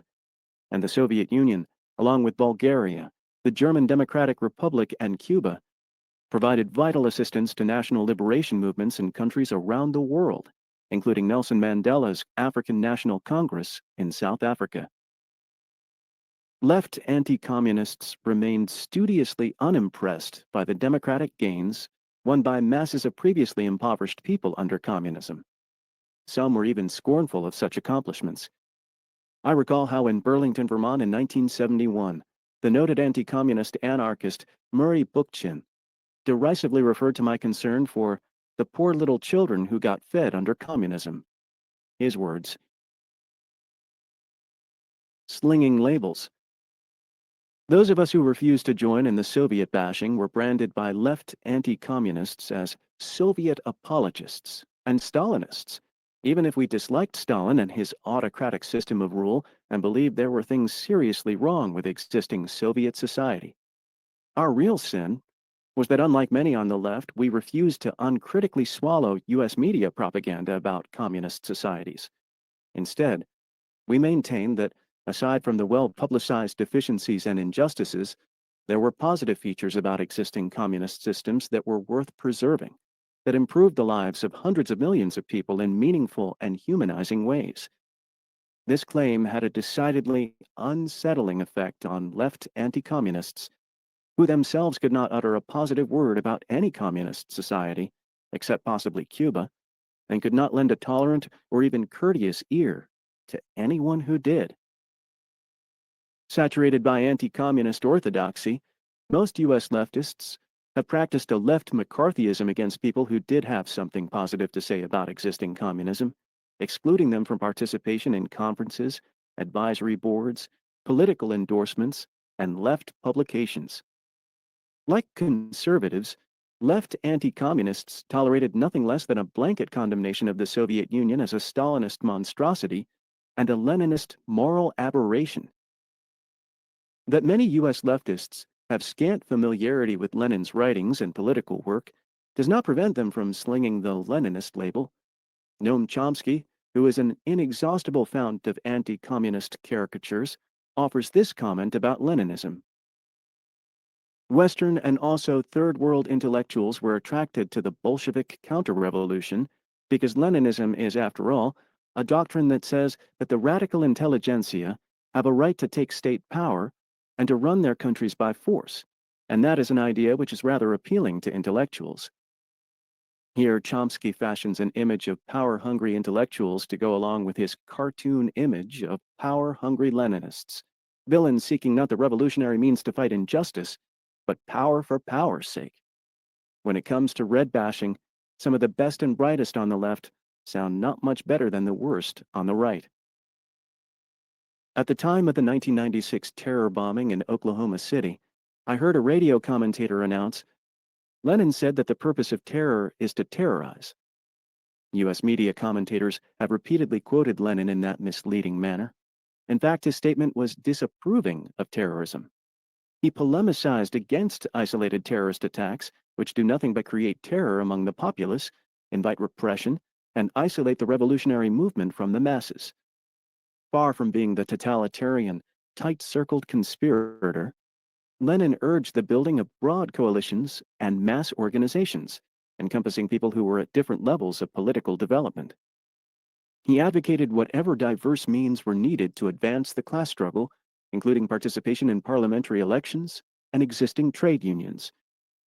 To be sure, the working class, like any mass group, needed organization and leadership to wage a successful revolutionary struggle, which was the role of a vanguard party, but that did not mean the proletarian revolution could be fought and won by putschists or terrorists. Lenin constantly dealt with the problem of avoiding the two extremes of liberal bourgeois opportunism and ultra-left adventurism. Yet he himself is repeatedly identified as an ultra-left putschist by mainstream journalists and some on the left.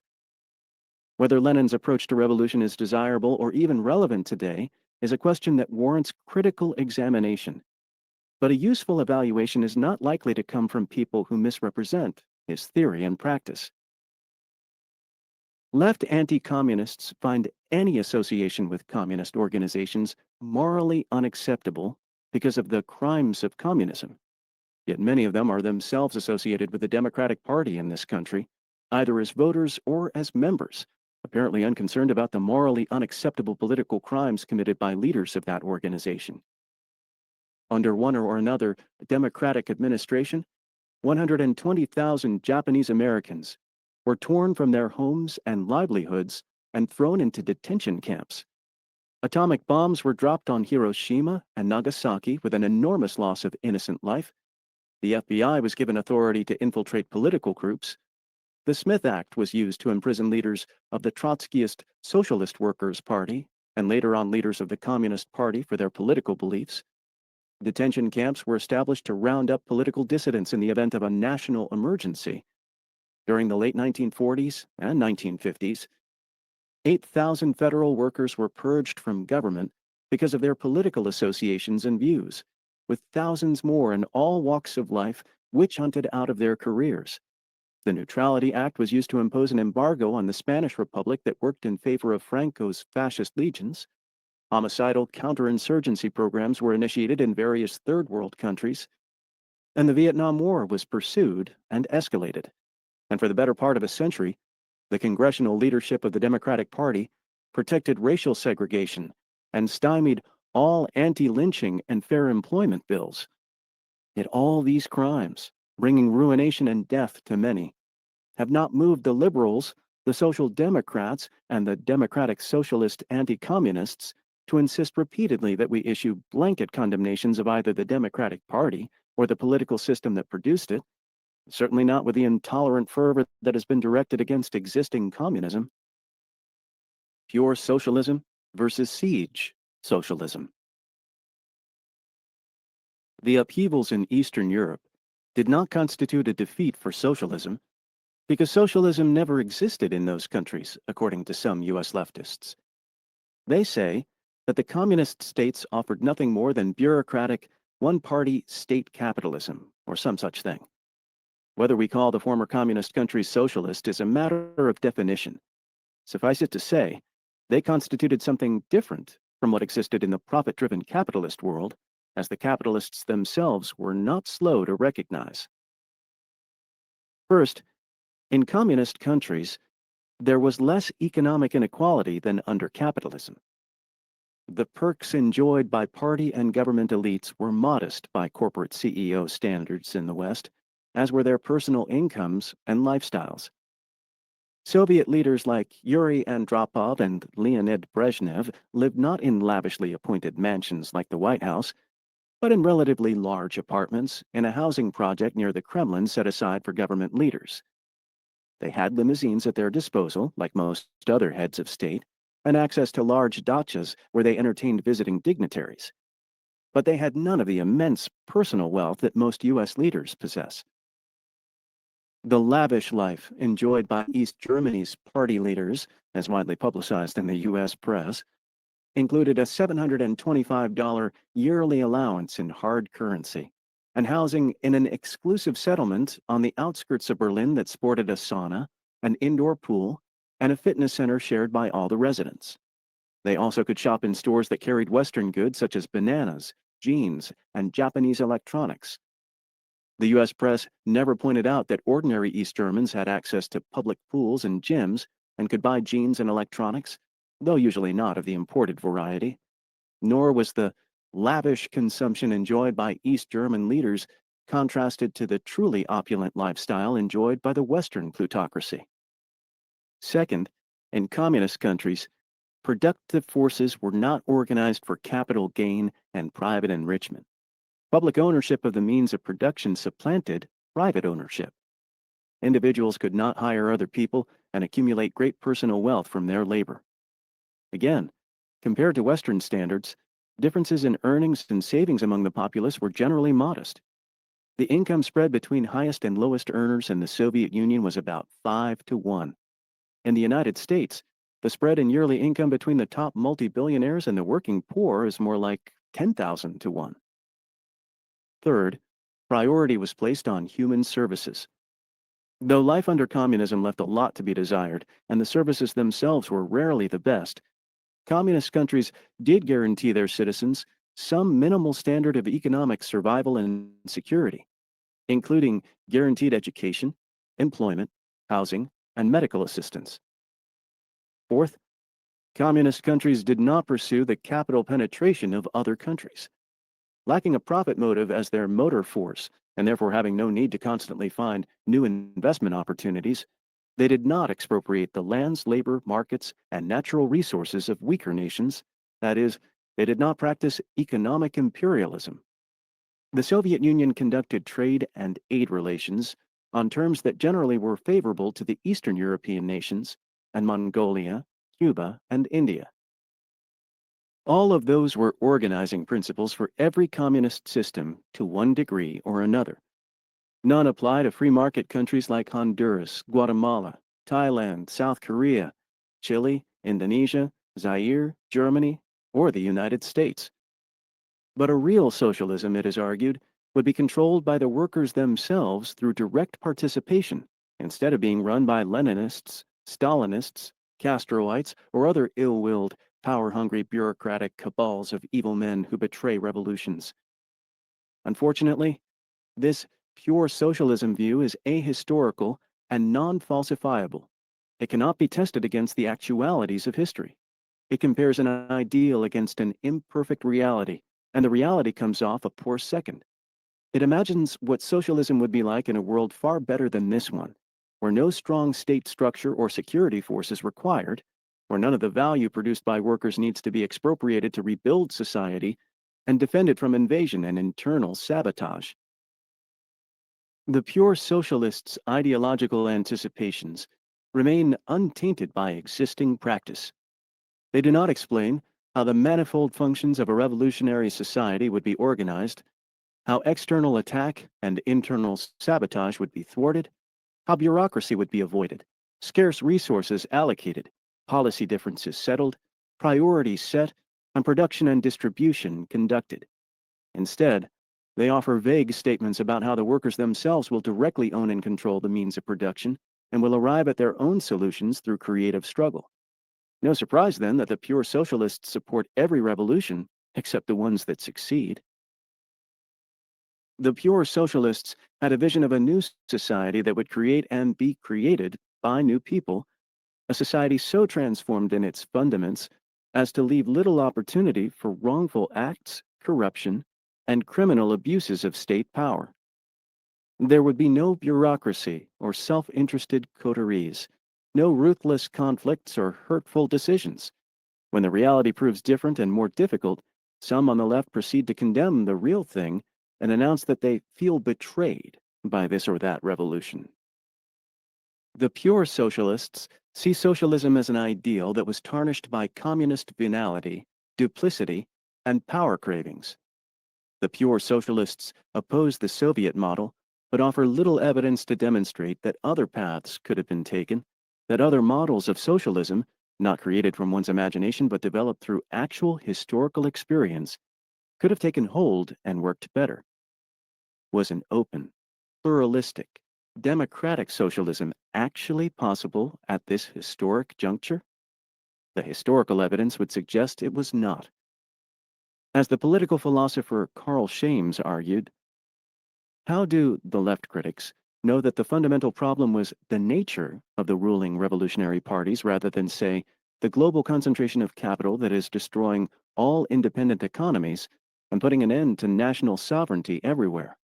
And to the extent that it was, where did this nature come from? Was this nature disembodied, disconnected from the fabric of the society itself, from the social relations impacting on it? Thousands of examples could be found in which the centralization of power was a necessary choice in securing and protecting socialist relations. In my observation of existing communist societies, the positive of socialism and the negative of bureaucracy, authoritarianism, and tyranny interpenetrated in virtually every sphere of life. The pure socialists regularly blame the left itself for every defeat it suffers. Their second guessing is endless. So we hear that revolutionary struggles fail because their leaders wait too long or act too soon, are too timid or too impulsive, too stubborn or too easily swayed. We hear that revolutionary leaders are compromising or adventuristic, bureaucratic or opportunistic, rigidly organized or insufficiently organized, undemocratic or failing to provide strong leadership. But always the leaders fail because they do not put their trust in the direct actions of the workers, who apparently would withstand and overcome every adversity if only given the kind of leadership available from the left critics' own groupuscule. Unfortunately, the critics seem unable to apply their own leadership genius to producing a successful revolutionary movement in their own country. Tony Febo questioned this blame the leadership syndrome of the pure socialists. It occurs to me that when people as smart, different, dedicated, and heroic as Lenin, Mao, Fidel Castro, Daniel Ortega, Ho Chi Minh, and Robert Mugabe, and the millions of heroic people who followed and fought with them, all end up more or less in the same place, and something bigger is at work than who made what decision at what meeting. or even what size houses they went home to after the meeting. These leaders weren't in a vacuum, they were in a whirlwind, and the suction, the force, the power that was twirling them around has spun and left this globe mangled for more than 900 years. And to blame this or that theory or this or that leader is a simple-minded substitute for the kind of analysis that Marxists should make. To be sure, the pure socialists are not entirely without specific agendas for building the revolution. After the Sandinistas overthrew the Somoza dictatorship in Nicaragua, an ultra-left group in that country called for direct worker ownership of the factories. The armed workers would take control of production without benefit of managers, state planners, bureaucrats, or a formal military. While undeniably appealing, this worker syndicalism denies the necessities of state power. Under such an arrangement, the Nicaraguan revolution would not have lasted 2 months against the US-sponsored counter-revolution that savaged the country. It would have been unable to mobilize enough resources to field an army, take security measures, or build and coordinate economic programs and human services on a national scale. Decentralization versus survival. For a people's revolution to survive, it must seize state power and use it to A. Break the stranglehold exercised by the owning class over the society's institutions and resources, and B. Withstand the reactionary counterattack that is sure to come. The internal and external dangers a revolution faces necessitate a centralized state power that is not particularly to anyone's liking, not in Soviet Russia in 1917, nor in Sandinista Nicaragua in 1980. Engels offers an apposite account of an uprising in Spain in 1872 to 1873, in which anarchists seized power in municipalities across the country. At first, the situation looked promising. The king had abdicated, and the bourgeois government could muster but a few thousand ill-trained troops. Yet this ragtag force prevailed because it faced a thoroughly parochialized rebellion. Each town proclaimed itself a sovereign canton and set up a revolutionary committee, junta, Engels writes. Each town acted on its own, declaring that the important thing was not cooperation with other towns, but separation from them, thus precluding any possibility of a combined attack against bourgeois forces. It was the fragmentation and isolation of the revolutionary forces which enabled the government troops to smash one revolt after the other. Decentralized parochial autonomy is the graveyard of insurgency, which may be one reason why there has never been a successful anarcho-syndicalist revolution. Ideally, it would be a fine thing to have only local, self-directed, worker participation with minimal bureaucracy, police, and military. This probably would be the development of socialism, were socialism ever allowed to develop unhindered by counter-revolutionary subversion and attack. One might recall how in 1918 through 1920, 14 capitalist nations, including the United States, invaded Soviet Russia in a bloody but unsuccessful attempt to overthrow the revolutionary Bolshevik government. The years of foreign invasion and civil war did much to intensify the Bolsheviks' siege psychology with its commitment to lockstep party unity and a repressive security apparatus. Thus, in May 1921, the same Lenin who had encouraged the practice of internal party democracy and struggled against Trotsky in order to give the trade unions a greater measure of autonomy, now called for an end to the workers' opposition and other factional groups within the party. The time has come, he told an enthusiastically concurring 10th Party Congress, to put an end to opposition, to put a lid on it. We have had enough opposition. Open disputes and conflicting tendencies within and without the party, the communists concluded, created an appearance of division and weakness that invited attack by formidable foes.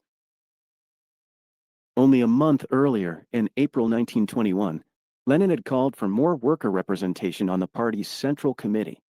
In short, he had become not anti-worker, but anti-opposition.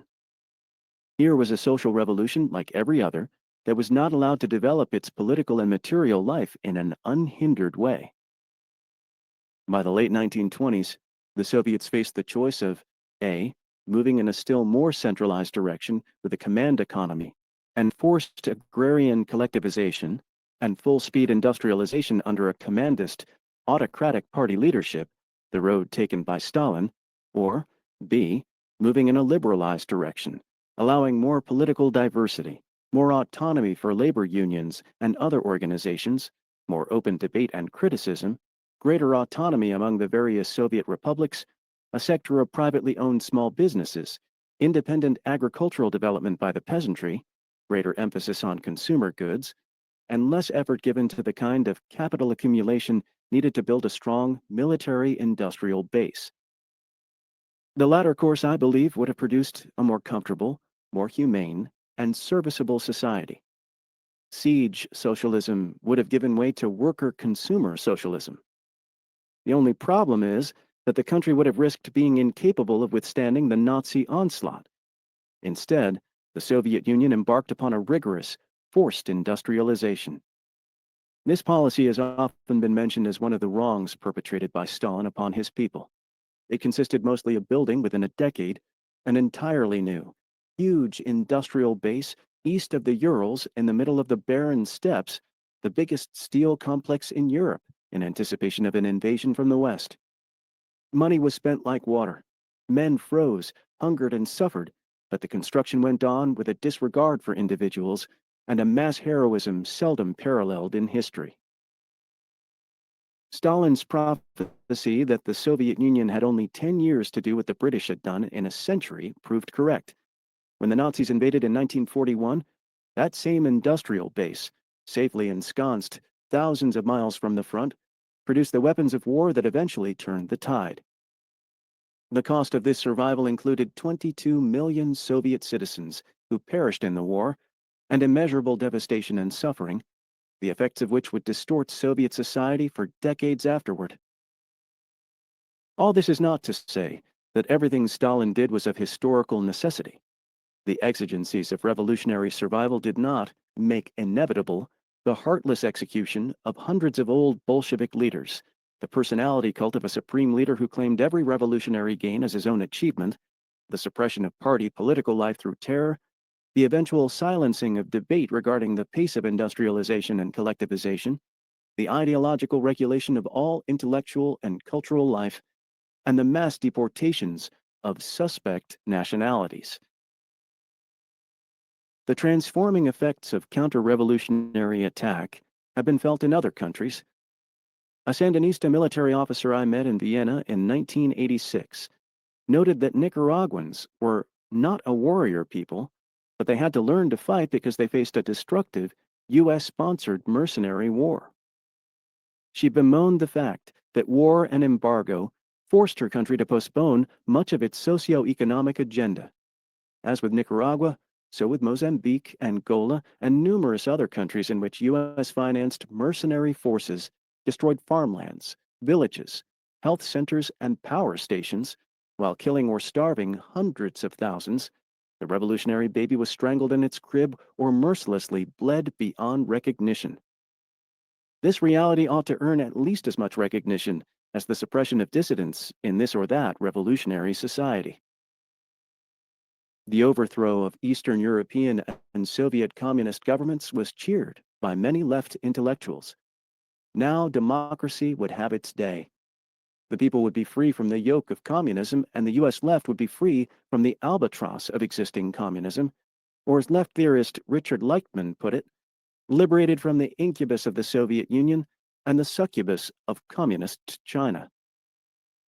In fact, the capitalist restoration in Eastern Europe seriously weakened the numerous Third World liberation struggles that had received aid from the Soviet Union and brought a whole new crop of right-wing governments into existence, ones that now worked hand in glove with US global counter-revolutionaries around the globe.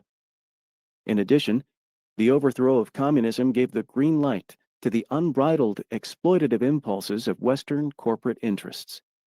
No longer needing to convince workers that they live better than their counterparts in Russia, and no longer restrained by a competing system, the corporate class is rolling back the many gains that working people in the West have won over the years.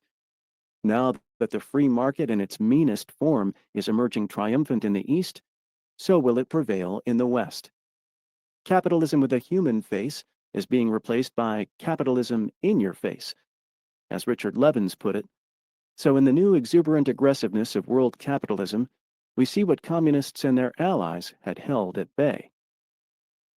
Having never understood the role that existing communist powers played in tempering the worst impulses of Western capitalism and imperialism, and having perceived communism as nothing but an unmitigated evil, the left anti-communists did not anticipate the losses that were to come.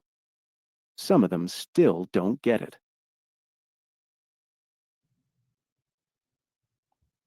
Hey, what's up, everybody? Welcome to the Gray Zone.